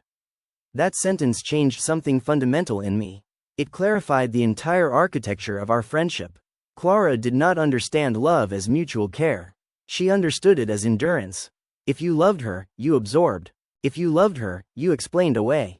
If you loved her, you stayed. I did not reply that night. The next morning, she posted an Instagram story from some cafe with the caption, "Some people only like honesty when it flatters them." No names, of course. Just enough ambiguity to invite attention. 2 mutual acquaintances messaged me variations of "Hope you're okay?" which told me she had already started curating the narrative. I still said nothing. By Saturday afternoon, she had sent 6 more messages ranging from icy to wounded to pseudo-therapeutic. One said she was mourning the friendship I thought we had. Another said she would forgive my reaction if I apologized sincerely. That one actually made me laugh out loud in my kitchen, a harsh little sound that startled even me. Finally, around 6 in the evening, I replied. I kept it short because I know from experience that long explanations become raw material for people like her. I wrote, "You did not invite me to a conversation. You orchestrated a test, involved outsiders in our private friendship, insulted me publicly, and then used my refusal to stay as proof that you were right. I won't participate in that dynamic anymore. I'm taking space, and I do not want further contact for now. She responded within 2 minutes. That tells me everything. Then, you always run when someone sees through you. Then, take care of yourself. That fake polished ending was pure Clara. Set the house on fire, then offer someone a scarf for the walk home. I blocked her after that. Not out of theatricality, out of necessity. I knew if I left the line open, she would keep pulling at it until she got either a reaction or an apology. Silence is unbearable to people who survive on emotional ricochet. The fallout was weirder than I expected, mostly because losing a long friendship is socially messier than losing a relationship. With a breakup, people understand the script. With friendship, especially old friendship, everyone gets confused. They ask if you had a fight, as if the answer might be sort of instead of yes, and it rearranged my understanding of the past decade. Marta called me a few days later. Not because Clara sent her, I don't think, but because they had spoken and she sensed something was badly wrong. Marta and I were never especially close, but she has always struck me as one of those women who quietly notices more than she says. We met for coffee in Leuven because she had worked there. I told her what happened. She listened without interrupting, then stared into her cappuccino for a second and said, "I'm not surprised." There is no comforting way to hear that. She told me Clara had done something similar, though milder, with her a year earlier. Apparently she had invited Marta to drinks under the guise of celebrating the engagement, then spent most of the evening interrogating her about whether she was settling and whether she even knew what she wanted from marriage. When Marta got upset, Clara later framed it as concern and said she was just challenging her to be honest with herself. Marta started keeping her distance after that. Then she said something that lodged in my chest for days. I think Clara confuses intimacy with access. She thinks if she feels entitled to your inner life, she can do whatever she wants with it. That was it. That was exactly it. Clara collected people's vulnerabilities and then handled them with proprietary arrogance, like because she had been invited close once, she owned the terrain forever. The more space I got from the friendship, the more examples surfaced. Times I had felt small after seeing her but couldn't quite explain why. Times I'd left conversations feeling vaguely corrected. Times she teased me in ways that were just precise enough to hit old insecurities, my caution, my quieter nature, my body after I gained weight during lockdown, my tendency to choose emotionally unavailable men, my provincial attachment to Ghent instead of moving somewhere bigger. Everything was always framed as truth-telling. Brutal honesty. Love that refused delusion. But love is not measured by how efficiently you can wound someone and call it insight. About a month after the dinner, I ran into Saskia of all people. Pure bad luck. I was in Brussels again for work, picking up printed materials from a supplier, and stopped at a bakery near Louise. She was there ahead of me in line. I recognized her from office drinks I'd attended with Clara once or twice. She recognized me too and looked instantly awkward. Part of me wanted to pay and leave. Another part, the pettier and more exhausted part, wanted to know just how much of my life had been fed into Clara's little tribunal. So when Saskia gave me that strained half-smile and said, "It's been a while," I answered politely. We made brittle small talk for about a minute before she said, "I heard there was some tension between you and Clara. I'm sorry if my name was dragged into anything." That phrasing told me plenty. I said, "She told me she'd discussed me with you." Saskia closed her eyes for half a second like a person stepping on a nail. Then she said, "She mentioned feeling unsupported by a friend." I didn't realize she was collecting evidence. Collecting evidence. Another accidental perfect phrase. I asked if she'd called me selfish. She looked horrified. "No, absolutely not." I said friendships can become misaligned when people are under stress, and that difficult conversations should happen directly, not triangulated through work. If she turned that into something else, that's on her. I believed her. The embarrassment in her face was too genuine to fake. It also meant Clara had lied, or at minimum aggressively translated, in order to give herself backup. That should have made me feel vindicated. Instead, it made me feel tired again. Vindication is weirdly thin when it arrives after trust has already rotted. I thanked Saskia, got my coffee and pastry, and left. Outside, I stood under the awning and sent myself a note in my phone, "You are not crazy." She really did rewrite reality. I know that sounds dramatic, but sometimes after a long manipulative friendship, you need documentation from yourself. Around the same period, Emil texted me for the first time since the breakup. He asked if I wanted to exchange the last of our things and maybe have a brief chat. I nearly declined, but curiosity won. We met in a park in Ghent on a grey Sunday morning, the kind where every dog looks happier than every human. He brought a tote bag with my books, a sweater, and a charger. I had one of his jackets and a mug he liked. The exchange was awkward but civil. We sat on a bench for a while because apparently neither of us knew how to end it quickly. At some point I mentioned, lightly, that my friendship with Clara had imploded. He looked at me in a way that was both cautious and unsurprised. I asked, "What?" He hesitated, then said, "You don't have to answer this, but did she ever make you feel like you were always a little on trial?" I went very still. He told me he had never said much because he knew how long we'd been friends and didn't want to be the boyfriend who isolates someone from her support system. But he had noticed how drained I seemed after calls with her. How often I defended her before anyone had even criticized her. How frequently small happy things in my life became somehow complicated after she weighed in. Then he said, "I don't think I left because you always have to be right." I laughed once. That was not my finest fear. He shook his head. "You actually bend too much. That was part of the problem with us too." That one landed, not cruelly, just accurately. We were never getting back together, and I didn't want that. But that conversation did give me something useful. The unsettling realization that my tolerance for being emotionally managed had not been limited to friendship. It had leaked into love too. I had become so accustomed to accommodating stronger personalities that I mistook my own disappearance for peace. That was the real aftermath of the restaurant. Not just losing Clara, realizing how long I had been trained inside that dynamic. Mutual friends sorted themselves in the way they always do. Some stayed out of it. Some drifted quietly toward whichever version required less discomfort. A man named Tomas from university, actually messaged me saying he was sure the truth was somewhere in the middle, which is the most irritating sentence in the modern language when one person has clearly behaved like an amateur cult leader in a wine bar. I didn't bother responding. Marta stayed in touch. Niels checked on me without making it a project. My colleague Elise, who had met Clara twice and disliked her instantly with the efficiency of emotionally healthy people, took me out for free and said, "Congratulations on your freedom," which felt slightly extreme at the time and completely correct later. The weirdest thing was how physically lighter I felt after the first month. Not happier immediately, because grief still sat in me like bad weather, but lighter. My phone stopped being a source of low-level dread. I stopped rehearsing explanations in the shower. I stopped imagining how Clara would react to things before I shared them with anyone else. There was space where vigilance used to be. And yet I still felt guilty sometimes. That's the embarrassing part one don't say aloud often. Even after all of it, there were moments where I wondered if I should have stayed at the restaurant and handled it better. If leaving gave her ammunition. If I was too harsh. If I should have seen the pain under the performance and responded to that instead. But here is what I keep coming back to. Pain does not excuse strategy.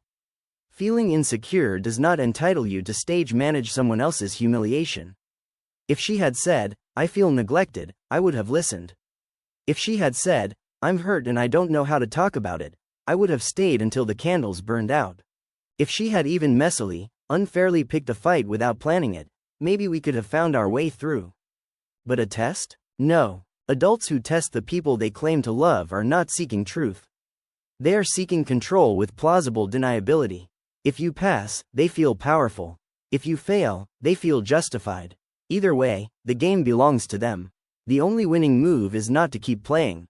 A few weeks ago, I heard through Marta that Clara has been telling people I abandoned her over one difficult conversation. That wording is so perfect for her that I almost admire it. Makes her sound brave, makes me sound fragile, erases the trap, keeps the wound. Let her tell it that way. I know what happened. I took a train to Brussels thinking I was meeting a friend who wanted to cheer me up after a breakup. Instead, I sat down across from someone who had pre-written my guilt, recruited supporting voices, measured my reactions, and mistaken my patience for consent. Then, when I finally got up and chose my dignity over her script, she called it betrayal. If this had happened when we were 20, maybe I would have spent a year trying to fix it. Maybe I would have apologized for my tone, agreed to some absurd post-mortem coffee, accepted 70% responsibility just to keep the history intact. But I'm nearly 30. I am too old to keep confusing longevity with loyalty. Some people stay in your life not because they cherish you, but because you've become a reliable mirror for the version of themselves they prefer. I still miss who I thought she was sometimes. That's the part no one prepares you for. You don't only grieve the person. You grieve the meaning you assigned the friendship. The childhood summers, the inside jokes, the belief that someone witnessed your becoming and therefore must love you in a way newer people never can. It hurts to admit that history can be real and still not be enough. But when I picture that restaurant now, I don't picture the argument first. I picture the moment before I arrived, me stepping out into the wet Brussels evening, adjusting my coat, checking my reflection in the dark restaurant window, believing I was about to be cared for. That's the version of me I feel protective of now. And if leaving Clara at that table was the first truly loyal thing I've done for myself in years, then I can live with whatever story she tells after. Story number 4. He brought his affair baby to my door and asked me to do this with him. The day my husband put a car seat in our hallway and asked me to help him raise the child he made with another woman, something inside me went so cold and still that I knew my marriage was over before he finished the sentence.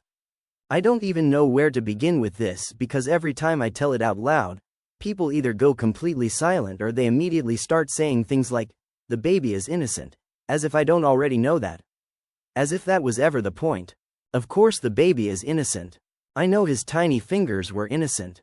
I know the way he cried that first evening in my hallway was innocent. I know the way his little chest rose and fell in the car seat while my whole life was splitting open in front of me was innocent. But my husband wasn't innocent.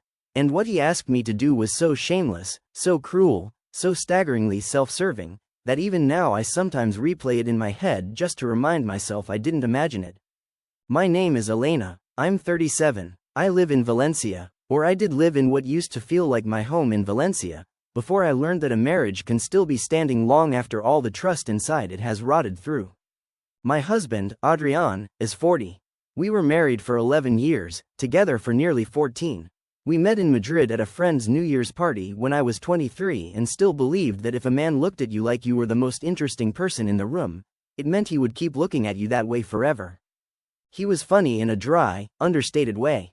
He had those deep-set eyes that made him seem more serious than he really was, and a calm voice that made even ordinary things sound thoughtful. He wasn't flashy. He wasn't dramatic. He wasn't the kind of man who turned heads when he entered a room, but he was the kind people trusted quickly. Especially women like me, who grew up thinking steadiness was the same thing as safety. He was an architect. I worked in publishing then, editing educational materials and pretending I found grammar more exciting than I actually did. We built a nice life by most people's standards. Not glamorous, not wealthy, but stable. Sunday lunches with his family. August trips when we could afford them. A flat full of books, plants I kept reviving against the odds, and the stupid yellow ceramic bowl we bought in Seville on our honeymoon because he said it looked cheerfully impractical, which at the time felt like a romantic thing to say. If you had asked me 5 years ago what kind of husband Adrian was, I would have said dependable. Maybe not wildly expressive, maybe not the most emotionally articulate man in Spain, but dependable. The kind who remembered the exact tea I liked when I was ill, who warmed my side of the bed in winter, who squeezed my hand under restaurant tables when he knew I was anxious. I thought that mattered more than grand declarations. I thought quiet love was still love. And for a long time, maybe it was. The crack in our marriage didn't begin with the affair. I know people like stories where there's a clear villain turn, where one day everything is normal and the next day someone becomes a stranger. But real marriages usually decay in smaller ways first. You just don't know which damage is survivable until it isn't. For us, the slow corrosion started with trying to have a child. I never imagined I would be one of those women who measures time in cycles, tests, appointments, blood draws, and tiny private hopes. I also never imagined how much infertility can humiliate you. Not just sadden you, humiliate you. It turns your body into a workplace under review. Suddenly everyone else's pregnancies feel like proof you are failing some ancient, basic task that birds and teenagers and people with no business raising houseplants manage by accident. At first we were light about it. We said things like, "It'll happen when it happens." Then after a year, doctors. Then scans. Then charts on the fridge. Then sex with timing and silence wrapped around it. Then friends announcing second babies while we sat across from each other at kitchen tables pretending to be mature and happy for them. I did get pregnant once. I was 33, and it happened after so many disappointments that I didn't trust it for weeks. Even after the test, even after the blood work, I kept expecting reality to correct itself. But then it didn't, and I started letting myself imagine things. A cot by the window in the spare room. Tiny socks in the wash. Adrian standing in the doorway of a nursery trying to assemble furniture while swearing under his breath. I was 12 weeks along when I started bleeding. There are pains that stay in your body as memory long after the physical sensation is gone. I still remember the exact pattern of the bathroom tile under my knees. The metallic smell, the sound I made when I realized what was happening. Not a scream, something smaller and more animal. At the hospital they used the word miscarriage gently, but gentle words do not change violent realities. I came home emptied out in every possible sense. My body felt foreign, my mind felt muddy. Everyone said the same things. It's common, it wasn't your fault, you can try again. I wanted to throw every one of those sentences into the sea. Adrian was kind during that time, at least in the practical sense. He cooked. He answered messages from family so I didn't have to. He sat beside me on the sofa while I stared at television I wasn't watching. He held me at night when I woke up crying, though even then I remember thinking there was something absent in him, some distance I couldn't name. I interpreted it as grief expressed differently. I gave him that grace. Marriage is partly the art of generous interpretation. We tried again, then harder, then medically. Hormones, appointments, injections, specialist visits in Valencia and Madrid, conversations about costs we once swore we'd never spend on, what if? Everything in those years became organized around possibility. Could I drink this? Could we book that holiday? Could I take that work trip? Could I hope this month, or was that too dangerous? People say stress doesn't help, and I always wanted to ask whether they thought I was running a spa in my head. The second pregnancy was worse because it lasted longer. 18 weeks. Long enough that we had told his mother, Carmen. Long enough that I had seen the shape of a profile on a screen and cried in a dark room with a stranger holding gel to my stomach. Long enough that I stopped holding my breath every day and started believing we might finally become the version of ourselves we had been trying to become for years. When I lost that baby, I lost more than the baby. I lost the part of me that still trusted life to unfold in a fair sequence. There were complications after. An infection, surgery, more medical language, more forms, more people saying, at least they caught it, as if survival was a satisfying substitute for everything else. The specialist later told me that another pregnancy was not impossible, but it was unlikely and would be high risk. IVF was still theoretically available, but the odds were no longer in our favor. That conversation changed the tone of our marriage in ways I didn't fully understand at the time. We weren't just sad after that. We became careful, around each other, around other people, around the future. Every conversation about children carried landmines. Every family event felt like a parade of accidental cruelties. Cousins asking when it would be our turn, elderly aunts prescribing herbal nonsense, strangers assuming our quiet life was some elegant deliberate choice rather than the residue of repeated loss. I became depressed, though I resisted naming it for months. I still worked, I still showered, I still answered emails and smiled in supermarkets and did whatever performance of normality was required. But inside, I had gone dim. I stopped meeting friends. I slept badly. I cried in cars. I forgot words. I began to hate my own body in a way that felt primitive and endless. Adrian threw himself into work. Again, at the time, I translated this generously. He had a major project with a firm in Porto. Lots of travel, lots of calls, lots of late nights adjusting plans and sending files. He said work gave him structure. He said if he stayed home too much, all he did was think. I understood that, maybe too well. He started going to Porto twice a month, then every week for a while. Usually 1 or 2 nights. Sometimes 3. He said the project was entering a demanding phase, that the local partners were disorganized, that if he wanted the promotion he'd been circling for years, he had to make himself indispensable. I was too busy drowning quietly to notice how convenient that all was. Or maybe I noticed and pushed it away. I've asked myself that 100 times. There were signs. There are always signs once the story is over, and you can line them up like evidence in a case already decided. The new shirts, the sudden interest in whether I was tracking his location, out of anxiety. The way he started turning his phone face down. The softening in his expression when messages arrived, followed by immediate blankness when he realized I was looking. Once, I asked outright if there was someone else. He didn't get angry. He looked wounded. That should have told me everything. He put down his fork, reached for my hand, and said, "Elena, no. I know things have been hard, but no. I'm exhausted, not unfaithful." It is horrifying how easily a calm lie can pass for truth when it's delivered by someone whose voice you've trusted in the dark. I apologized for asking. I still hate that part. About 8 months after my surgery, I found a hotel receipt in the pocket of one of his jackets while doing laundry. Not unusual in itself because of the travel, except it was for a weekend. He had told me he was in Zaragoza visiting a university friend. I remember standing there in the laundry room, holding that slip of paper between 2 fingers like it might stain me. When I asked him about it, he was ready. He said the trip to Zaragoza had changed last minute because his friend had family issues, and since he was already halfway there, he stayed in Porto to work and clear his head. He said he hadn't told me because I was fragile then, and he didn't want me imagining hidden meaning in every schedule change. You can see the trick, can't you? The lie came wrapped in concern for me. Suddenly my suspicion became another symptom of my grief. I accepted that too. I was so accustomed to doubting my emotional calibration by then that I almost thanked him for explaining it. I wish I could say I discovered the affair in some dramatic, undeniable way. Lipstick on a collar, photos, a message lighting up a screen at the worst possible moment. But the truth arrived stupidly, through admin. A woman from a clinic in Porto called our landline one Thursday afternoon because she couldn't reach Adrian on his mobile and needed confirmation regarding the paternity consultation. I almost hung up because I assumed she had the wrong number. I even corrected her politely, said there must be some mistake.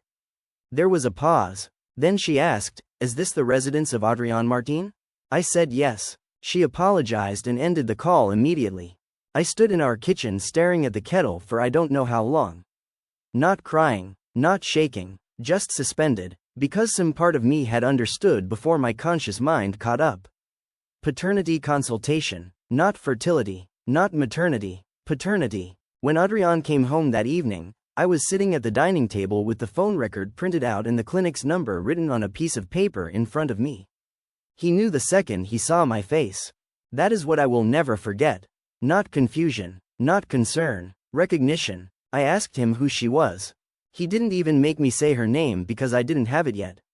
He sat down very slowly, like an old man lowering himself into a church pew, and pressed the heels of his hands into his eyes. Her name was Sophia. She was a project coordinator in Porto.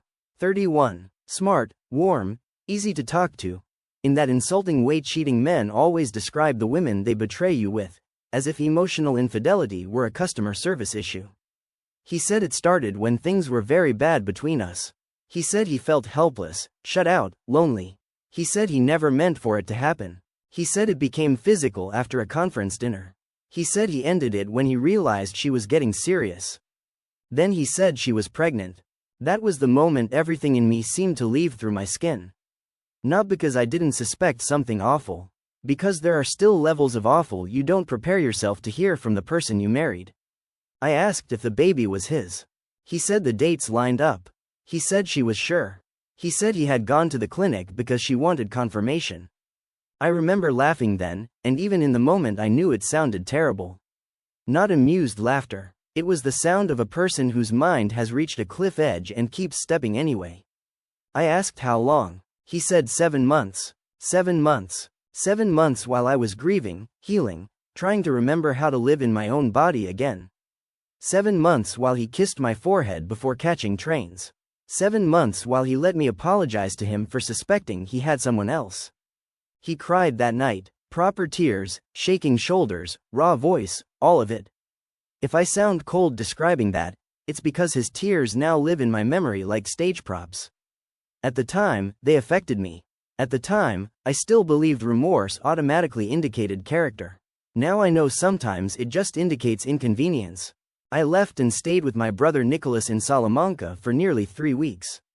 Nicholas is younger than me by 3 years and has always had the kind of moral clarity that makes other people uncomfortable. He doesn't soften truth unless softness is useful.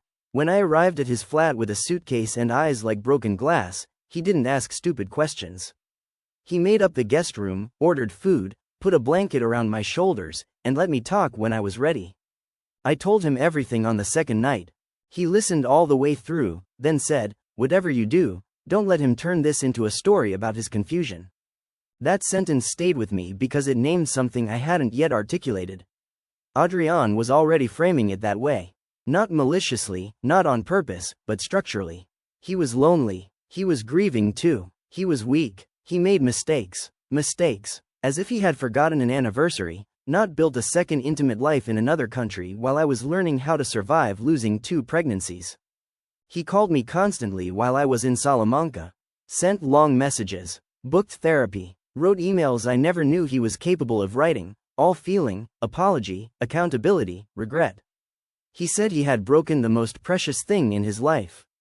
He said he would spend years repairing it if I let him. He said the affair was over. He said Sophia had made it clear she intended to keep the baby but did not want a relationship with him, only honesty regarding paternity and financial support if it was confirmed. He said he wanted our marriage, not that life. People love to imagine that leaving is a simple decision when betrayal is obvious enough. But marriage is not a switch. 11 years of routines, memories, mortgages, grief, shared jokes, family entanglements, and private language do not disappear just because they should. I hated him. I missed him. I wanted him to suffer. I wanted someone to rewind time. I wanted him to explain the inexplicable in a way that would somehow make me less shattered. All of these things coexisted, and none of them made me noble. I eventually went back to Valencia, not because I had forgiven him, but because I felt too hollow to make permanent decisions from Salamanca. I told him very clearly that reconciliation was not a promise, only a pause. We started counseling. I moved into the spare room. I set rules. No lies, even protective ones. No contact with Sophia beyond legal and financial arrangements regarding the child. No bringing the baby into my home under any circumstances. Full access to financial information because I no longer trusted where our money had been going. No pressure on me to perform wifehood while I decided whether there was anything left worth saving. He agreed to everything quickly, almost gratefully. That should have made me suspicious too, but at the time I took it as proof he understood the scale of what he'd done. For a while, he played the role of remorse perfectly. Therapy every week, transparency with his phone, work homework, no unexplained trips. Quietness, patience. He let me rage when I raged. He let me ignore him when I couldn't stand his face. Sometimes he cooked and left food outside the spare room door like I was a difficult tenant. Sometimes I caught him looking at me with this devastated expression that, months earlier, would have broken my heart. Now it just made me tired. The paternity test came back positive, of course. A son. I thought hearing that would destroy me in some new, spectacular way, but what I felt was stranger and duller. It was like swallowing a stone. Heavy, cold, final. Somewhere in Porto, the man who had once held me while I bled through our hopes had created a healthy child with someone else. The cruelty of that felt almost mythological. Too obscene to be ordinary. Sophia gave birth in late autumn. Her son's name was Mateo. I learned that because the paperwork came to the house one afternoon while Adrian was out. It was not intentional on his part, I think. Just bureaucracy moving more honestly than people do. I stood in our hallway holding an envelope addressed to him, and I knew I should leave it unopened because technically, morally, legally, whatever. But I opened it anyway. There it was, the birth registration copy. His name, her name, the child's name, dates, signatures, official proof that my marriage had been split open far beyond a mere affair. I did not confront him immediately. I just put the papers back and sat on the edge of the bed in the spare room until my hands stopped shaking. That night, I asked whether he had been there when the baby was born. He hesitated. That tiny beat told me more than the answer. Yes, he said. I asked if he had signed the registration. Yes. I asked if he had held the baby. He looked at me then, really looked at me, and said, almost defensively, "What was I supposed to do, Elena? He's my son. My son." There it was. Not a burden, not a consequence, Not a tragic complication. My son. I think that was the night I emotionally left the marriage, even if the paperwork came later. Because until then, some bitter, desperate part of me had still imagined the affair as something he had ended, regretted, and was now trying to survive. But fatherhood had already rearranged him somewhere I couldn't reach. He didn't merely have a problem in Porto. He had another primary bond, another center of gravity, another life he had stepped into while still sleeping under my roof. Counseling became a theater after that. He kept saying he wanted to make our marriage work. He kept saying the child changed practical realities but not his commitment to me. He kept saying impossible things as though phrasing could make them less absurd.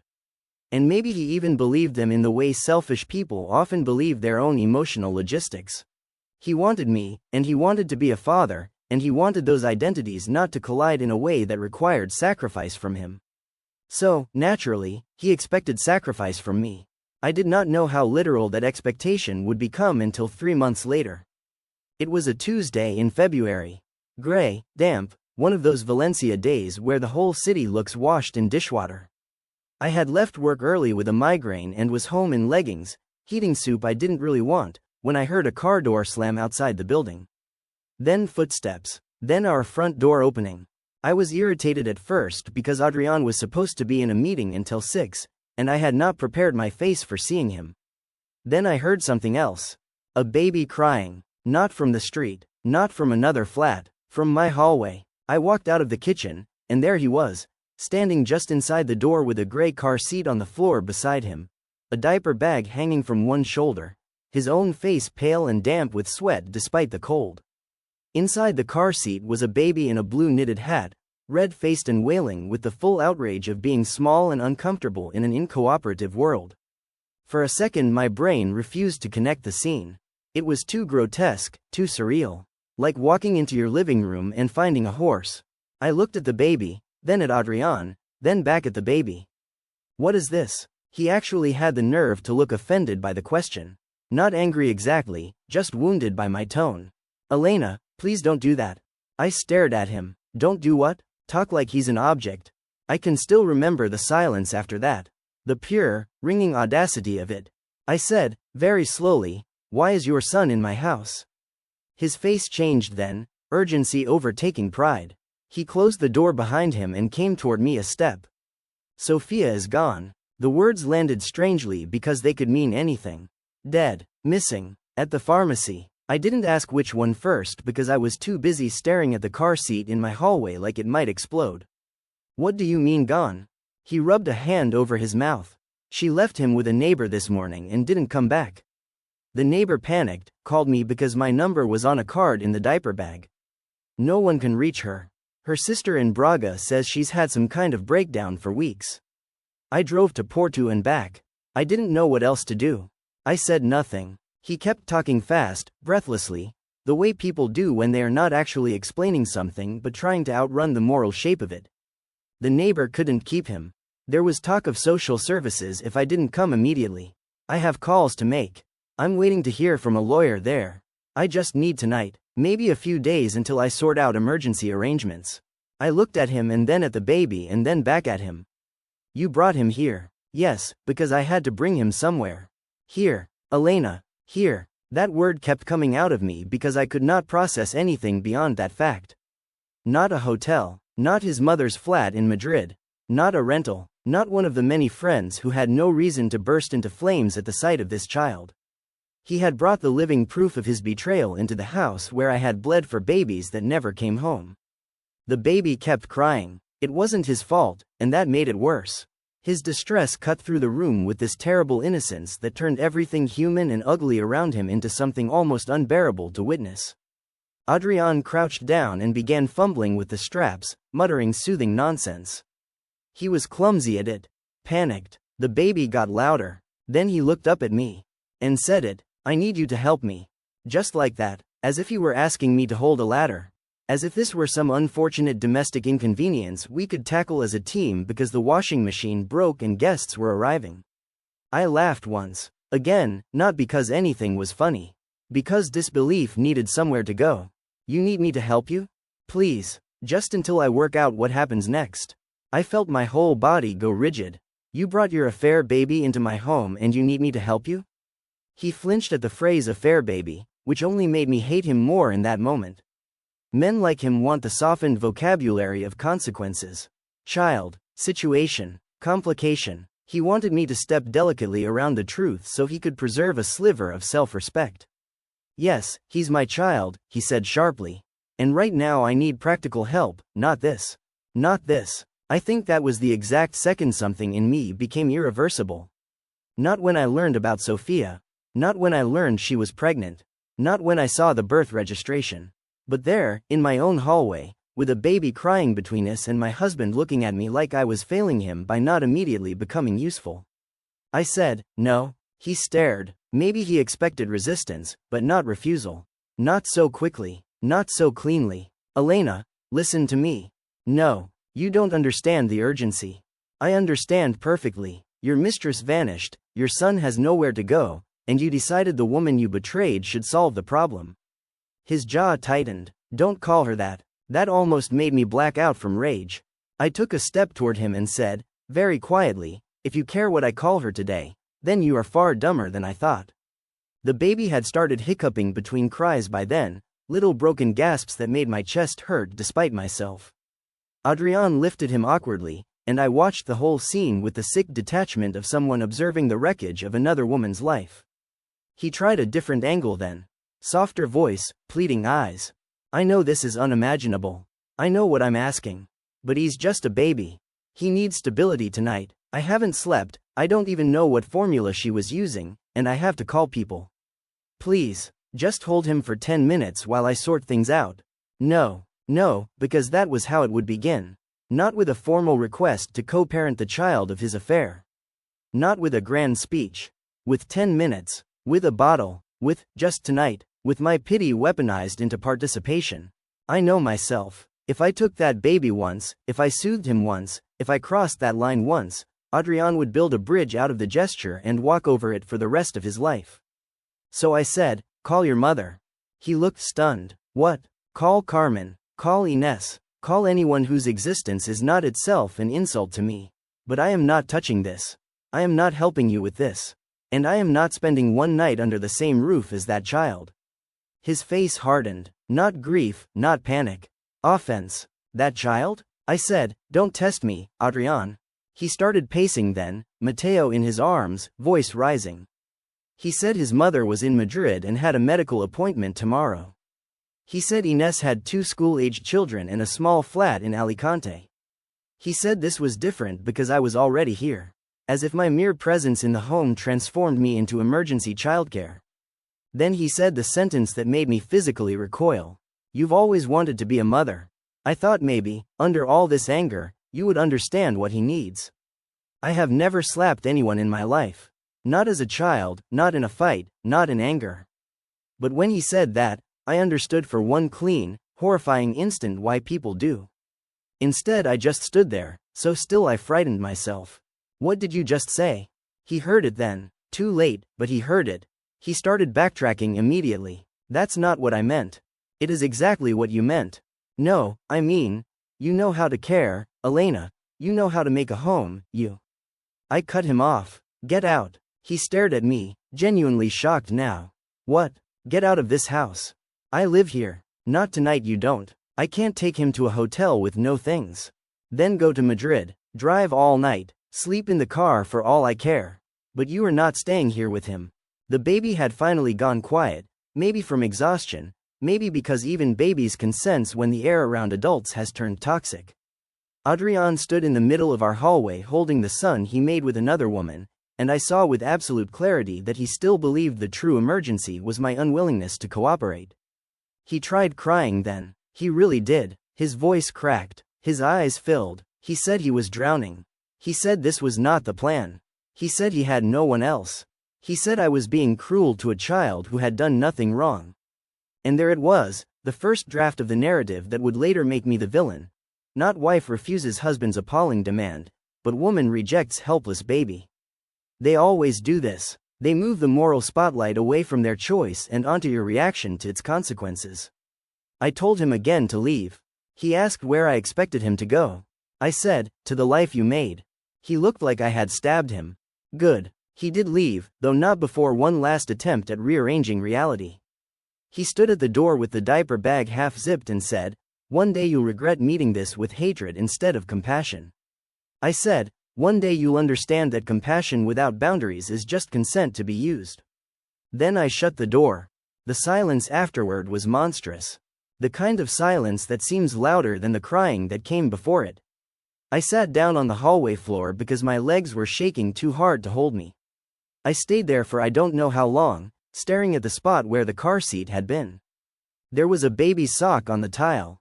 Tiny, blue, damp at the heel. That stupid little sock broke me more than anything else. Because it was evidence, not of the affair, not of the betrayal, of proximity. The whole nightmare had crossed my threshold and shed something in my house. I picked it up with 2 fingers like it might burn me and threw it straight into the outside bin. I did not sleep that night. Adrian texted at 1:12 a.m. saying he had gone to his mother's place in Madrid after all and that Mateo was asleep. He also wrote, "I wish you had chosen differently." I did not reply. At 7:48 the next morning, Carmen called. My mother-in-law and I had once had a perfectly decent relationship. Not intimate, not effortless, but warm enough. She is one of those women who can prepare food for 12 with no visible stress and still find time to criticize the quality of your curtains.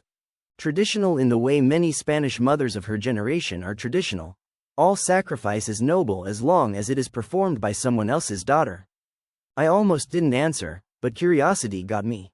She sounded tired and annoyed, not shocked. Which told me Adrian had already framed everything. "Elena," she said, "what happened yesterday?" I said, "Your son brought his baby to my house and asked me to help raise him." She sighed, as if I were being theatrical. "That is not what he said." "Then your son is still lying." There was a pause. Then she tried the maternal moral route immediately. "The child has no blame in this." "I know. He needs care. Then his parents and grandparents should care for him. He is your husband's son. And not mine." That was when her tone sharpened. Not openly hostile, just that chilly, superior disapproval older women sometimes use when they're about to frame your self-respect as selfishness. "Marriage is not only for easy seasons, Elena." I laughed out loud. "He had an affair. He got another woman pregnant. He brought the baby into my home and asked me to mother him. Please do not talk to me about marriage." She said something then that I have replayed nearly as often as Adrian's line. "If God placed this child in your path, perhaps there is meaning in that." I actually pulled the phone away from my ear and stared at it. When I put it back, I said, "God did not place him there. Adrian did." Then I hung up. By noon, Ines had called too. Ines is Adrian's younger sister. Softer than Carmen, more modern in theory, but at core just as loyal to the family story where the men stumble and the women absorb. She spoke to me in the voice people use with someone they think is technically justified but socially inconvenient.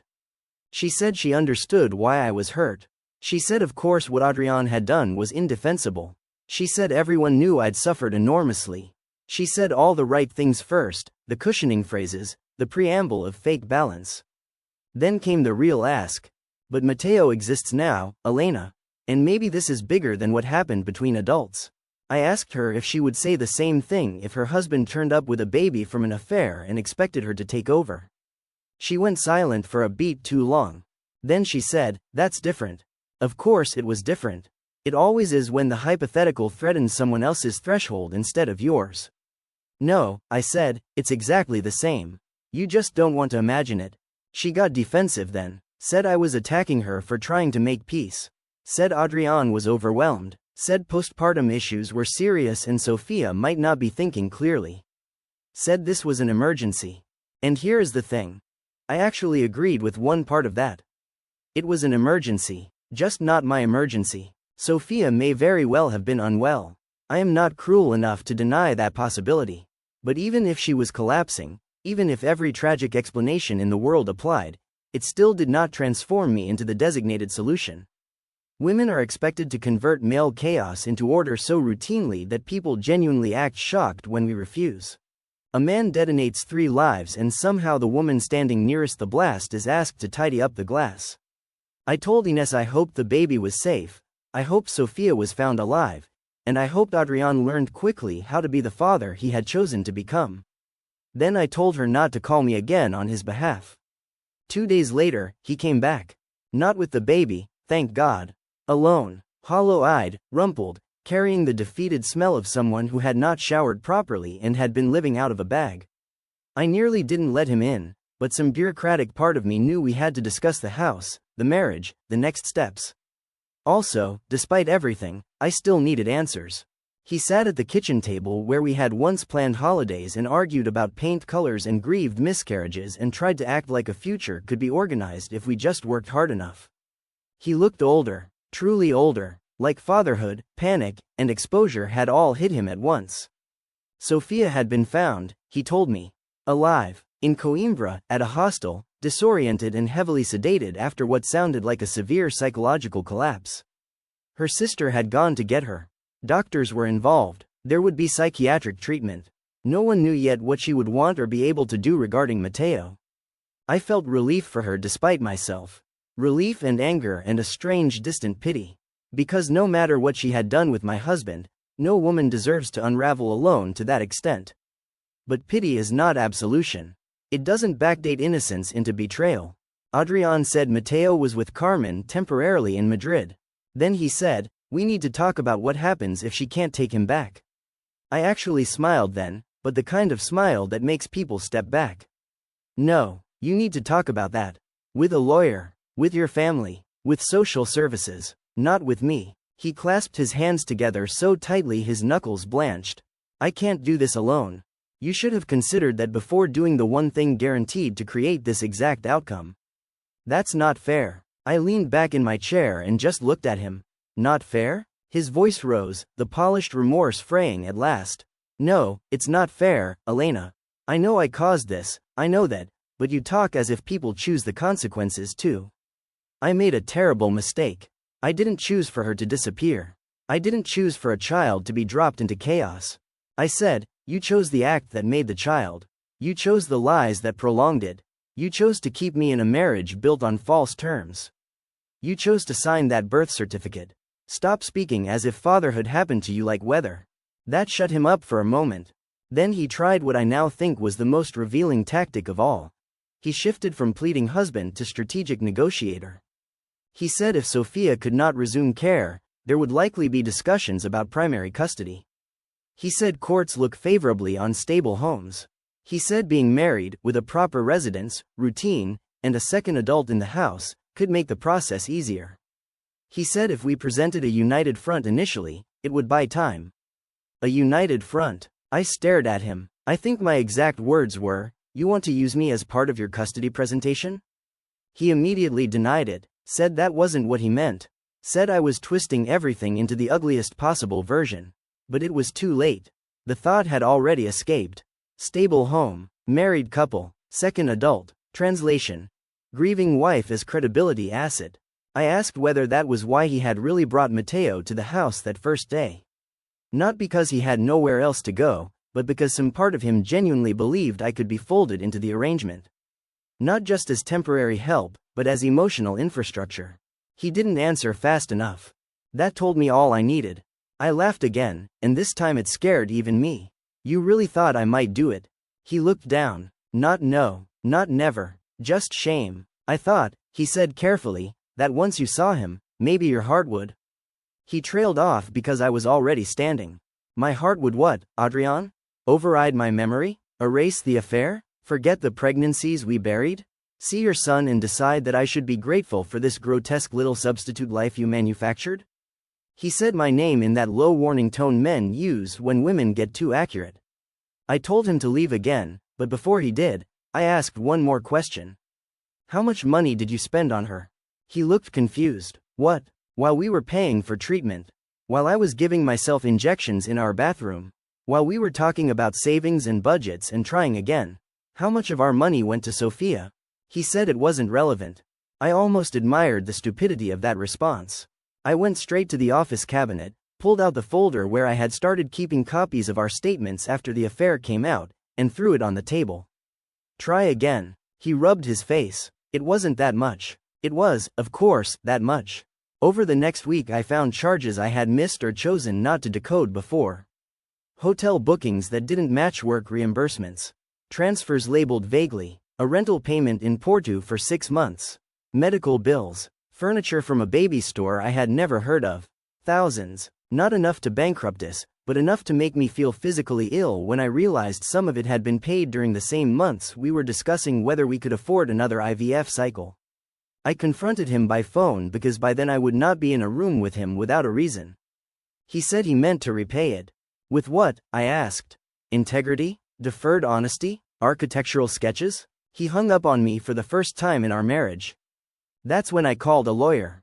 His name is Raul, and he has the patient expression of a man who has heard every possible variation of marital absurdity and no longer underestimates human selfishness.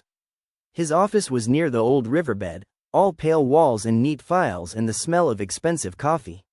I told him everything. I mean everything. The affair, the child, the financial deception, the attempted ambush by baby, the pressure from his family, the house, the accounts. When I finished, he took off his glasses and said, "You are under no obligation, moral or legal, to assume any caretaking role for this child. I need you to hear that clearly, because people will try to blur it." I almost cried from relief. Not because I thought I legally had to. Somewhere deep down I knew I didn't. But because after enough manipulation, hearing an uninterested professional say your boundary out loud feels like being handed your own bones back. Raul advised me to separate finances immediately, document everything, and decide whether I wanted to remain in the apartment or seek exclusive use during proceedings. The flat, thankfully, had come mostly from my side. My late aunt had left me part of an inheritance that became our deposit. My name was on more than Adrian seemed to remember in his moments of entitled panic. It turned out reality was less generous to him than he had hoped. Around this time, I got a message from Marta, one of my oldest friends, who had met Adrian dozens of times over the years and never fully trusted him after the affair came out. Not because she could smell infidelity in advance, but because, as she later put it, he always seemed too comfortable being the reasonable one. We met for coffee near the Mercado Central. I told her about Mateo, about the hallway, about the nerve of him asking me to help. She said, very calmly, "He thought your grief made you trainable." That sentence stunned me because it was so brutal and so correct. She reminded me of who I had been during the fertility years. Softened, exhausted, eager to hold the marriage together because so much else had already fallen apart. She said men like Adrian learn the emotional architecture of the women beside them and then treat it like a system they can navigate. He knew I was compassionate. He knew I was responsible. He knew I would not let a baby physically suffer in front of me if I could prevent it. So he gambled that if he placed the child literally in my path, instinct would outrun self-respect. Maybe if this had happened years earlier, he would have been right. That realization chilled me more than the scene itself. Not because I was ashamed of being caring, but because I saw how often that care had been treated as common property. My time, my patience, my capacity to understand other people beyond the point where they deserved it. My willingness to make emotional sense of everyone else's mess. I was done. When I filed for divorce, Adrian reacted as if I were escalating irrationally. That part almost made me laugh. As though the marriage had not already been set on fire and I was being dramatic for noticing smoke. He asked if there was any path back. I said, back to what? He had no answer. He kept trying, though. Texts about history, about regret, about how people survive worse, about how I was throwing away a life over circumstances no one wanted. Circumstances. I nearly framed that message for the sheer audacity. He still needed the whole thing to sound accidental, unfortunate, weather-like. Once, in a moment that stripped away any remaining pity I had, he wrote, "I know this is hard, but Mateo may be in my life permanently and I need a partner who can accept reality." A partner. Not a wife he had betrayed. Not a woman who had already survived enough loss to fill a church. A partner. A function. A role waiting to be filled by whichever woman would stand in the kitchen and make his consequences digestible. I replied only once to that one. I wrote, "Then find one you haven't already humiliated." He did not respond. Carmen, predictably, became colder once it was clear I would not reverse course. She stopped pretending this was about emergency and started treating it as abandonment. She told relatives I had become hard since the miscarriages. She implied grief had made me selfish. One cousin I barely know sent me a saintly message about forgiveness that I deleted unread halfway through. The most revealing thing, though, was this: not one single person who urged me to think of the child volunteered their own house first. Not Carmen, with all her principles. Not Ines, with all her balance. Not the cousins, the aunts, the mutual acquaintances who suddenly became philosophers of innocence and family duty. Everyone wanted the baby cared for. Everyone just preferred that the betrayed wife do the caring, because that arrangement preserved the maximum comfort for everyone else. I moved out before the divorce was final, mostly because I could no longer bear the air in that apartment. Every room held a before version of me. The woman who believed her husband's work trips. The woman who folded tiny onesies back into a box after the second loss because she couldn't look at them yet. The woman who apologized for suspicion when suspicion would have saved her months of gaslighting. I rented a small place on the edge of Ruzafa with uneven floors and a balcony barely wide enough for 2 chairs. It was noisy. It was imperfect. It was mine. The first night there, I ate supermarket tortilla out of the container and cried so hard I gave myself a headache. Not because I missed Adrian. I missed the marriage I thought I had. I missed the future I had already grieved once and now had to bury again under different circumstances. I missed my own ignorance. People don't talk enough about that part. Sometimes innocence feels like a home too. Over the following months, bits of information kept drifting back whether I wanted them or not. Sophia stayed in treatment longer than expected. Her sister was helping. Mateo spent time between Carmen in Madrid and Adrian in Valencia.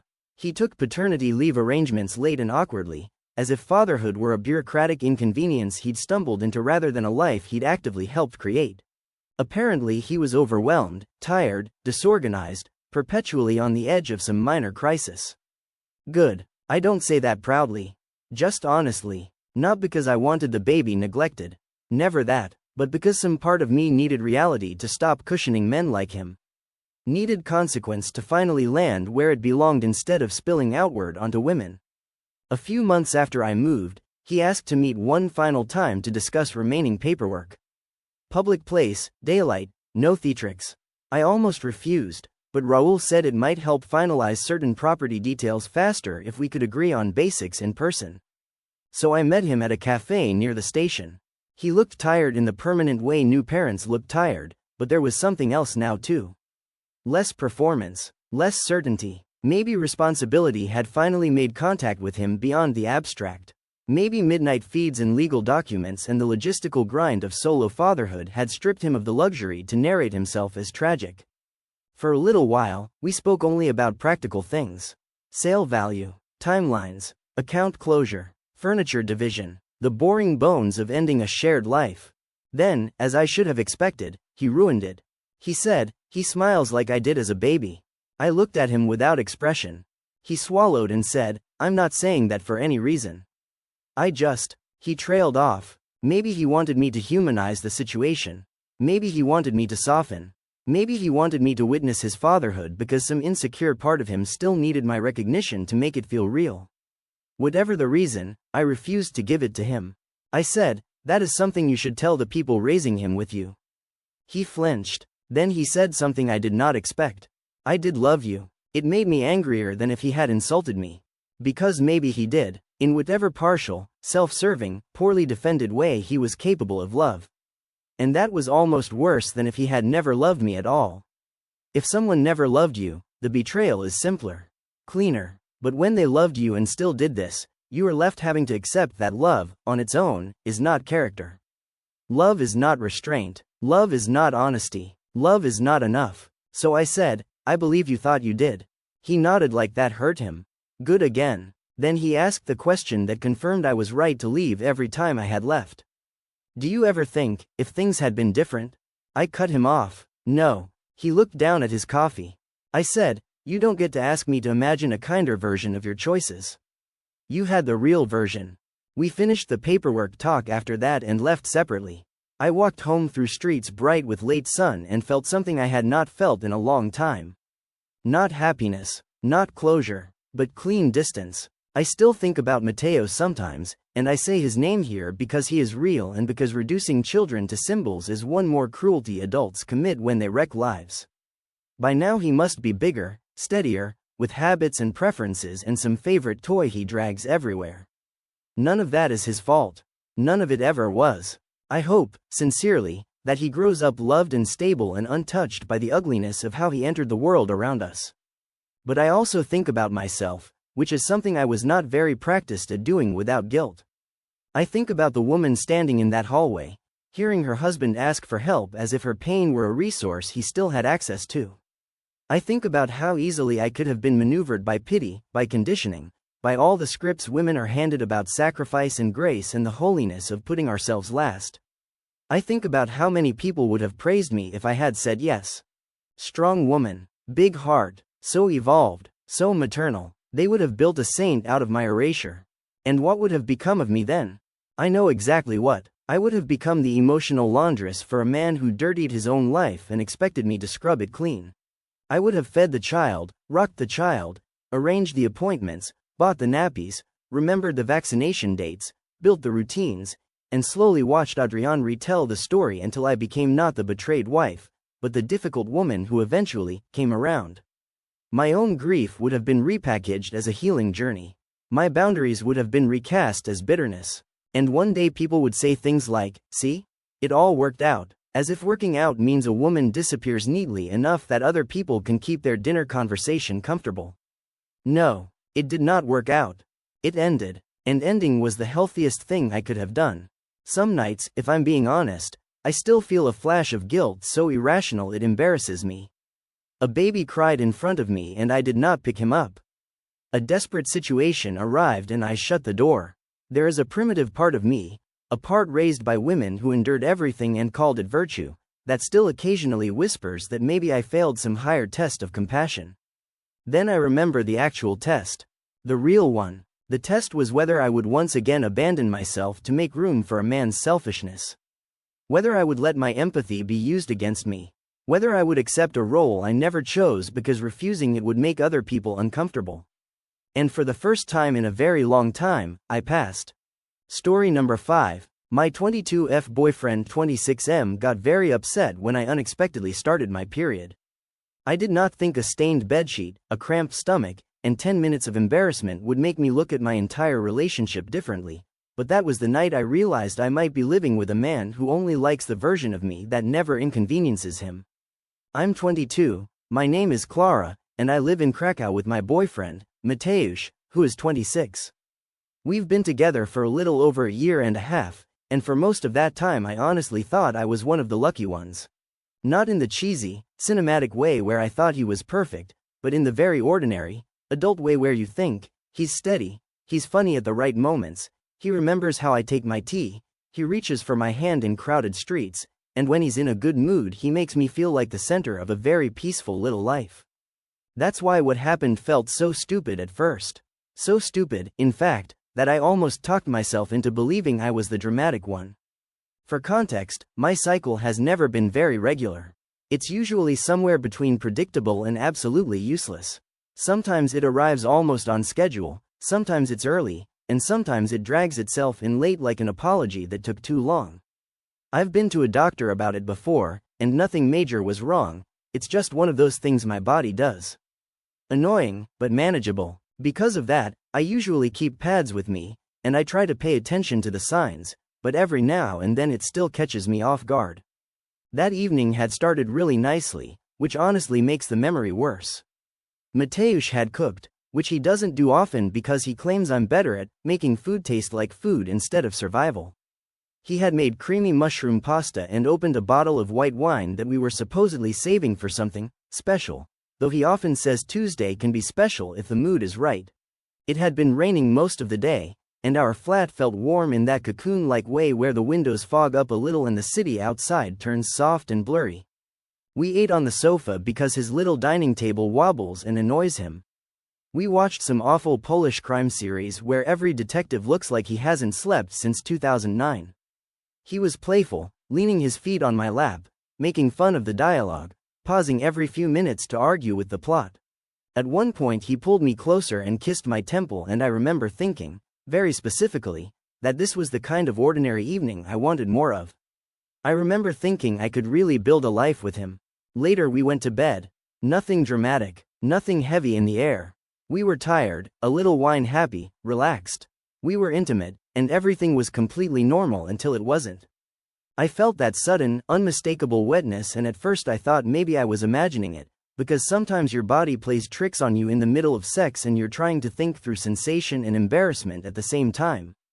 Then I shifted slightly and felt it again, warmer and different, and my stomach dropped. I reached down and my hand came away with blood. I froze. Not because I think periods are shameful or unnatural.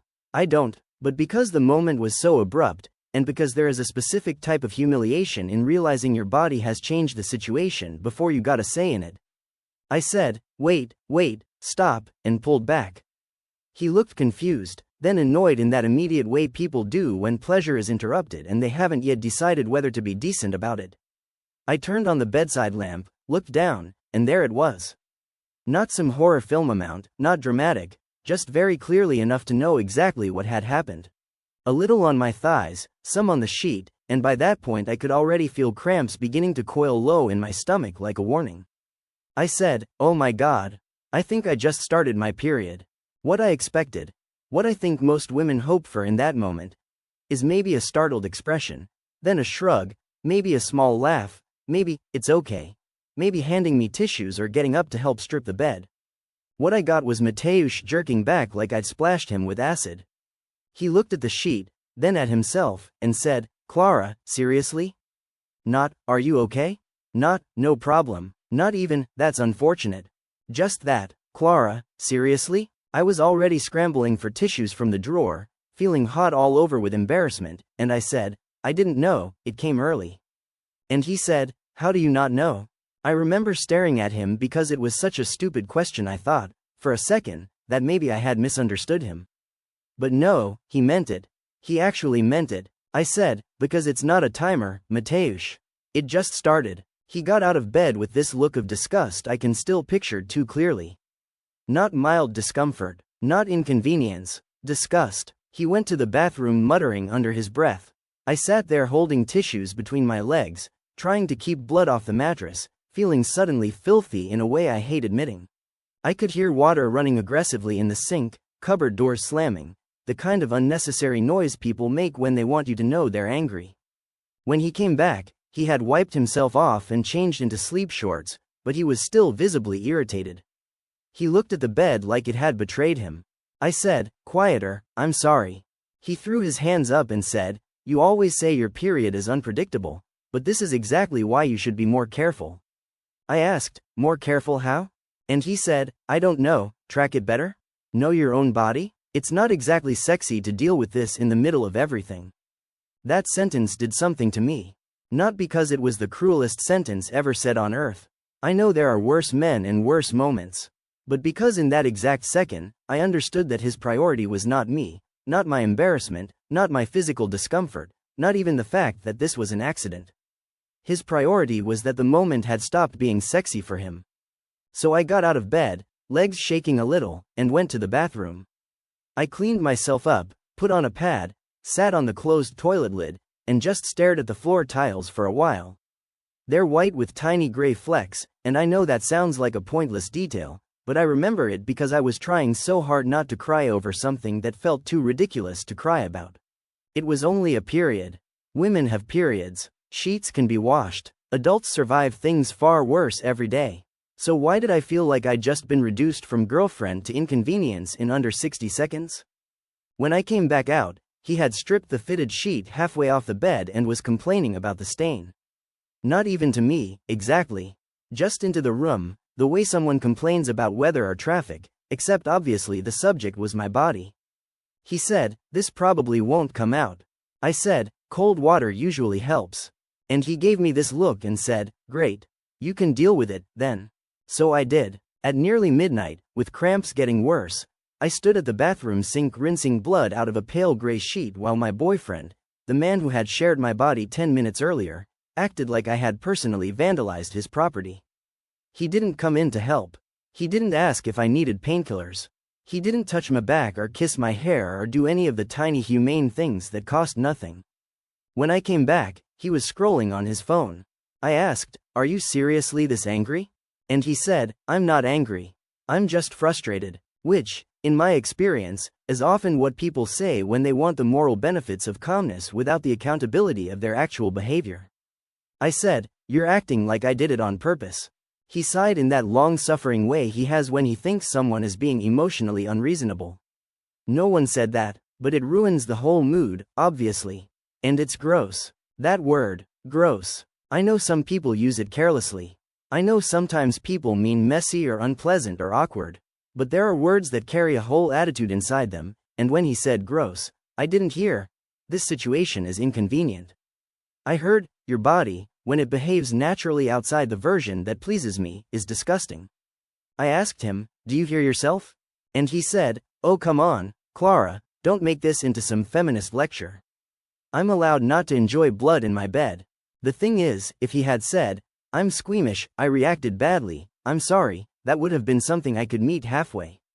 But instead he skipped straight to defense, as if the real problem was me daring to think his reaction reflected anything larger about him. So I slept facing the wall, wearing thick pajama bottoms and pressing a hot water bottle to my stomach that I had filled myself. The next morning he acted almost normal. That was maybe the strangest part. He kissed my shoulder before getting up, as if the night before had just been an awkward blip. I was sore, tired, and still upset, and he was moving around the kitchen making coffee as though nothing significant had happened. I stayed quiet at first because I wanted to see if he would say anything on his own. Maybe apologize. Maybe even just acknowledge that he had been harsh. Instead, he asked whether I had managed to get the stain out. Not, "How are you feeling?" Not, "I'm sorry for being a jerk." Just the sheet again. I said, "Mostly." He nodded and said, "Good." That was it. I felt something cold settle inside me then, something more durable than hurt. Hurt can flare and then soften. This felt like information. I ended up calling my older sister, Aliska, later that afternoon. She lives in Brno, and we talk at least twice a week. She's the kind of person who can tell from the way I say hello whether I'm about to tell her something serious or whether I've only called to ask for a recipe. I told her the whole thing while sitting on a bench near the vistula because I didn't want Mateusz hearing me from the flat. She went very quiet in the middle, which is never a good sign. When Aliska is furious, she gets calmer, not louder. When I finished, she asked, "Did he help you at all?" I said, "No." And he said it was gross? Yes. And this is the same man who expects blowjobs when he has a cold?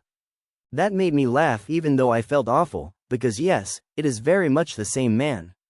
She said, "Clara, I'm not telling you to leave him over one bad reaction. But I am telling you that moments like this reveal what kind of compassion someone has when sex stops being about them." That sentence lodged in my brain. Because this wasn't really about menstruation anymore.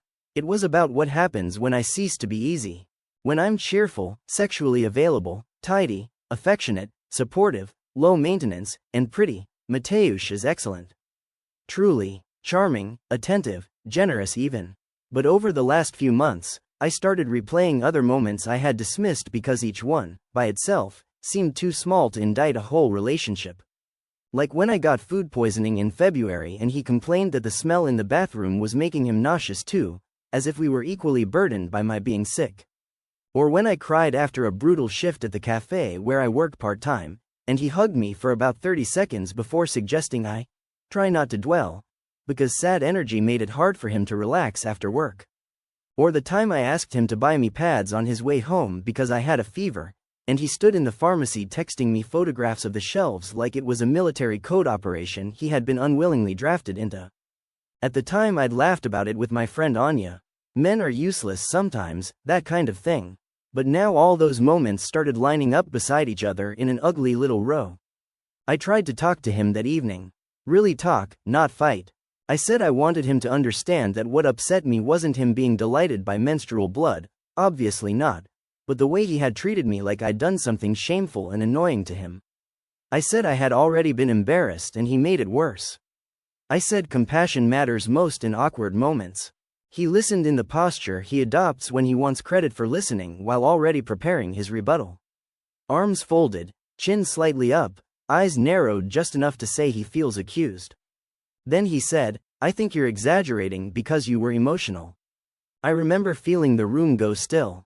Not because it surprised me, because it confirmed my worst suspicion, that in his mind, my reaction to his cruelty was less valid than his original discomfort. I said, so now I'm emotional because I'm on my period? And he said, I didn't say that. But hormones don't exactly help with perspective. I actually laughed then, one sharp ugly laugh. Not because anything was funny, but because I couldn't believe how textbook he was being without even noticing. I asked, do you even hear how condescending you sound? He rolled his eyes and said, see? This is what I mean. Everything becomes a huge issue with you. I had one bad reaction. I'm human. You want me to behave like some perfect boyfriend from the internet. That was another pattern of his I had never fully named before. When criticized, he leaps instantly from, I may have been hurtful, to, you expect perfection. As if the only alternatives are sainthood or selfishness. I told him perfection wasn't the standard. Basic kindness was. He said, I'm sorry if your feelings were hurt. Which, as everyone knows, is the patron saint of fake apologies. I said, that's not an apology. And he snapped, then what do you want from me, Clara? I wanted him to say, I'm sorry I made you feel disgusting for having a body. I wanted him to say, I panicked and reacted badly and that wasn't fair to you. I wanted him to say, next time I'll do better. I wanted one sentence that showed he understood the emotional reality of what had happened. Instead I just said, I want you to actually care that you hurt me. He stared at me for a few seconds and then said, this is exhausting. That might have been the moment I mentally stepped half out of the relationship. Not dramatically, not with a slam of the door or some triumphant internal speech. Just the quiet shift of realizing I was trying to convince someone to treat me tenderly in a situation that should have required no persuasion at all. For the next few days, things were weird. He was nicer in superficial ways. He brought me a croissant one morning. He asked if I needed anything from the shop. He put his hand on my knee while we watched television. But underneath it was this unspoken expectation that because the immediate crisis had passed, I should also be over it. That the burden of moving on belonged to me. And I might have done that. Honestly, I might have swallowed it if he hadn't made one more comment that pushed it from bad reaction into something is wrong here. A few days later, his mother, Renata, called while we were eating dinner. He put her on speaker briefly because his hands were full, then took her off speaker after a minute and went into the other room. When he came back, he was smirking in that annoying private way people do when they have a thought they know they shouldn't share but want the thrill of sharing anyway. I asked what was funny. He said, nothing. I said, Mateusz. And he said, I told her we had a stupid fight and she asked what about. I immediately felt uneasy. And? He shrugged. And I told her you got upset because I didn't react well when you had an accident. I put my fork down. You told your mother I started my period during sex? He said, not in detail. I said, why would you tell her that at all? And then, unbelievably, he said, relax, she's a woman. It's not like she doesn't know what a period is. To this day, that sentence makes me furious for reasons beyond privacy. Because again, he hid behind technicality. Yes, adult women know what periods are.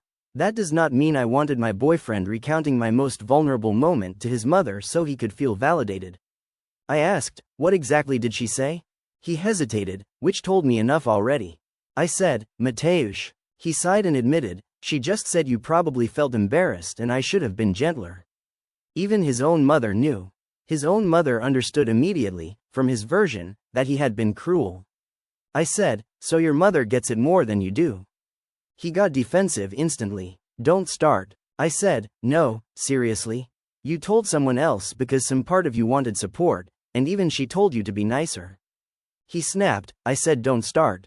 I wish I could say I rose above that moment with perfect calm, but I didn't. I told him he was selfish, immature, and unbelievably insensitive. I asked him what would happen if I ever got seriously ill or pregnant or needed actual care. Would he act put upon then too? Would he complain that I'd ruined the mood? Would he describe my body as gross whenever it failed to be decorative? He said I was being dramatic again. That night I slept at Anya's flat.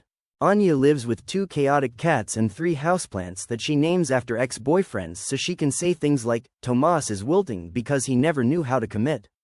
She opened the door in an oversized football shirt, took one look at me, and said, tea, blanket, or wine? Which is one of the reasons I love her. I chose tea first, wine second. I told her everything, from the blood on the sheet to him telling Renata. She listened without interrupting, apart from a few soft, oh no, sounds that somehow made me feel more seen than my boyfriend had managed to in days. When I finished, she said, "This isn't about periods. It's about whether he can tolerate your humanity." That was the second sentence that week from someone who loved me better than the man I lived with. Anya also asked a question I had not fully let myself consider. If this happened to me, and I told you my boyfriend reacted that way, what would you say? I said, without hesitation, I'd tell you he's an asshole. And there it was, the clarity you can hand to other women like clean water, while choking on denial yourself. Still, I didn't leave him immediately. I want to be honest about that because people always imagine that once you recognize a red flag, action becomes simple. It doesn't, especially not when the relationship contains many good memories, shared routines, private jokes, favorite restaurants, toothbrushes in the same cup, plans for summer, and all the tiny threads that make a life feel interwoven. Also, there was the version of Mateusz I kept wanting to recover. The one who rubbed my cold feet under the duvet. The one who learned how to pronounce my grandmother's Czech nickname correctly because he didn't want to seem careless. The one who had once taken a tram across the city in the snow to bring me soup when I was studying for exams. But I was starting to understand something difficult. A man is not made safe by his tender moments if his tenderness disappears whenever you need grace instead of admiration. I went back home the next afternoon because I didn't want distance to become its own answer. I wanted to give him one more chance to really understand. He was awkwardly cheerful when I arrived, like someone trying to reset the atmosphere through sheer force of normality. He asked whether I wanted takeaway. He kissed my forehead. He talked about a colleague's stupid joke. Finally I said, "Can we please stop pretending everything is fine?" He went quiet. I told him I needed one honest conversation.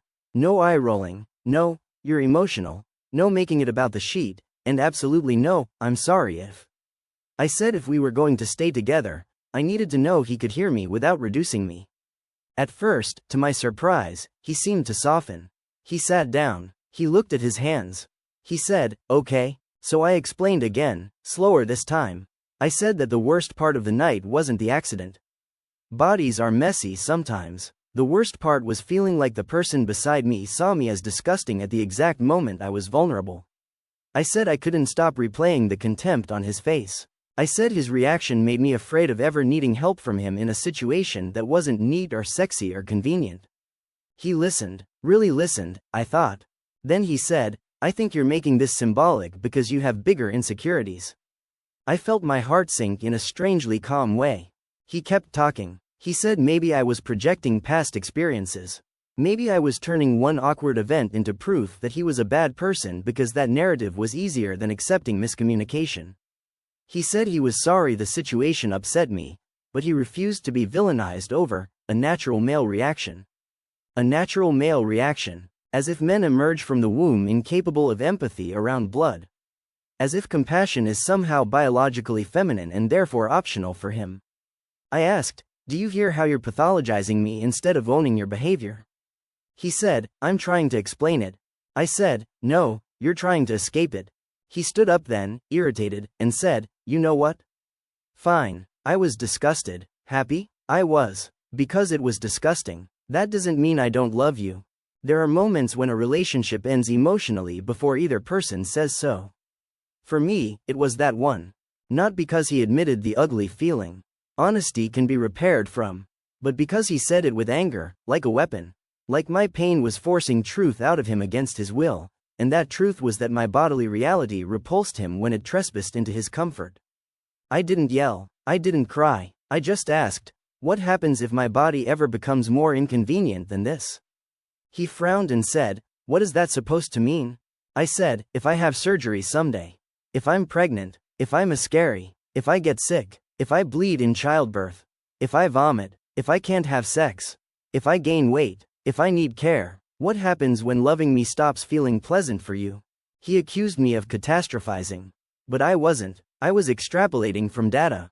From his own. He said, "You're turning me into some monster because I had one human reaction."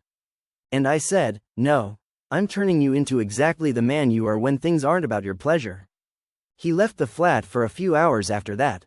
Went for beers with friends, he said. I packed a bag while he was gone, mostly because I needed to know that I could. Not necessarily forever, not yet, but enough to create space between myself and the version of my life that suddenly felt unsafe in a very intimate way. I went to stay with Anya again, then with my cousin Lucy in Warsaw for a few days after that. Distance clarified things further. Without him there softening every sharp edge through familiarity, I saw the pattern more plainly. Mateusz did not like discomfort unless it was his own, in which case it became an emergency. He did not like care work unless it was invisible. He liked being perceived as a good boyfriend more than he liked doing the humble, unglamorous things that make someone a good partner. He loved me best when I required very little and reflected back a version of himself he enjoyed. While I was in Warsaw, he sent messages that swung between affectionate and aggrieved. Miss you. I think this is getting blown out of proportion. I hate fighting like this. Can we please just move on? You know I love you. I can't keep apologizing forever. Notably absent. A real apology. Lucy, who is much less diplomatic than Aliska, read a few of them over my shoulder and said, he wants access without accountability. And yes, exactly that. I kept thinking about how easy it would have been for him to make this right. So absurdly easy. A hug, a towel, a simple, hey, it's okay. Maybe even a clumsy but genuine apology later. That was all. This relationship might have continued on happily if, at the most basic level, he had chosen kindness over disgust for 5 consecutive minutes. Instead, he chose ego every single time. One afternoon, while walking near Lazinki Park with Lucy, I felt the kind of tiredness that comes after prolonged emotional tension. Not dramatic sobbing tiredness, bone tiredness, the kind where you realize you've spent days arguing for the validity of your own dignity. And suddenly I was done.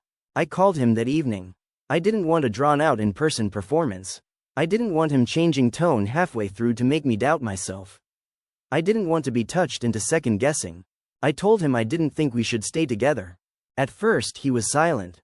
Then he said, "You're seriously ending it over this?" That question told me he still didn't understand. Or maybe he did and thought minimizing it might still save him.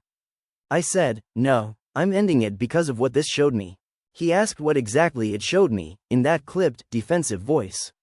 I told him it showed me that when I was vulnerable and embarrassed, his first instinct was disgust, not care.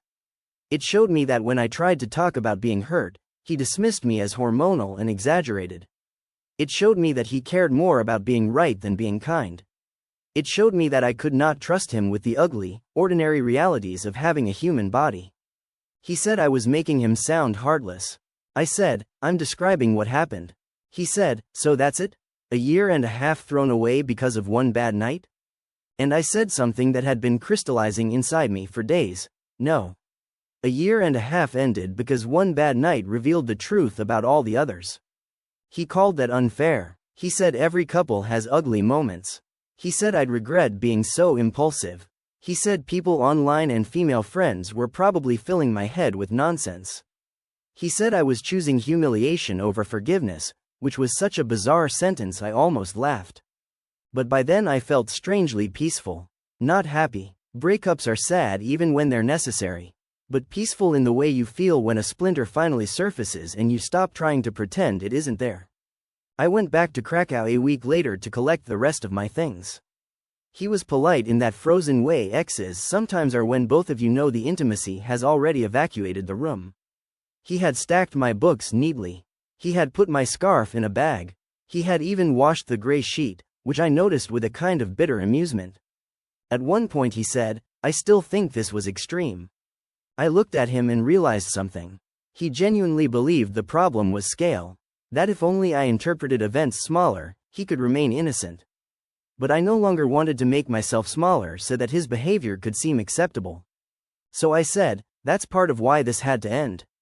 He didn't answer. As I was leaving, Renata was there. She had stopped by unexpectedly with a container of soup. I was mortified for a split second, remembering that she knew. But she surprised me. She hugged me gently and said, very quietly, "Take care of yourself, Clara." Nothing else. No awkwardness. No performance. Just that. On the tram back to Anya's, I cried for the first time properly. Not because I wanted him back, but because I was grieving the relationship I had believed I was in. The safe one, the adult one, the one where I thought ordinary love would be enough to carry us through ordinary mess. Since then, I've thought a lot about how women are trained to be embarrassed by our bodies in ways that make men comfortable. We laugh off period shame. We apologize for cramps, for blood, for bloating, for tears, for needing the bathroom, for needing rest, for not being sexy on demand. We treat basic biological facts like failures of presentation. And then some men act as though our bodies owe them curation. The older I get, the less patience I have for that. If a man wants to sleep with a woman, date a woman, build a life with a woman, then he is signing up for the reality that women are human beings. We bleed, we get sick, we smell strange sometimes, we have pain, discharge, migraines, digestive disasters, mood swings, doctor appointments, swollen ankles, ruined underwear, and all kinds of indignities. And yes, men have their own bodily humiliations too. The point is not that women are uniquely messy. The point is that intimacy without compassion is not intimacy. It's access. I'm not saying every partner must react perfectly in every surprising moment. People can be squeamish, people can panic, but what matters is what they do next. Do they recover into kindness? Do they care that you're embarrassed? Do they make you feel safe again? Mateusz didn't. And once I saw that clearly, I couldn't unsee it. So that's the story. A period came early. A sheet got stained. My boyfriend revealed more about himself in 5 ugly minutes than he had in months of good behavior. And I learned, in the most ridiculous and intimate way possible, that the right person for me will never make me feel disgusting for being alive inside a female body.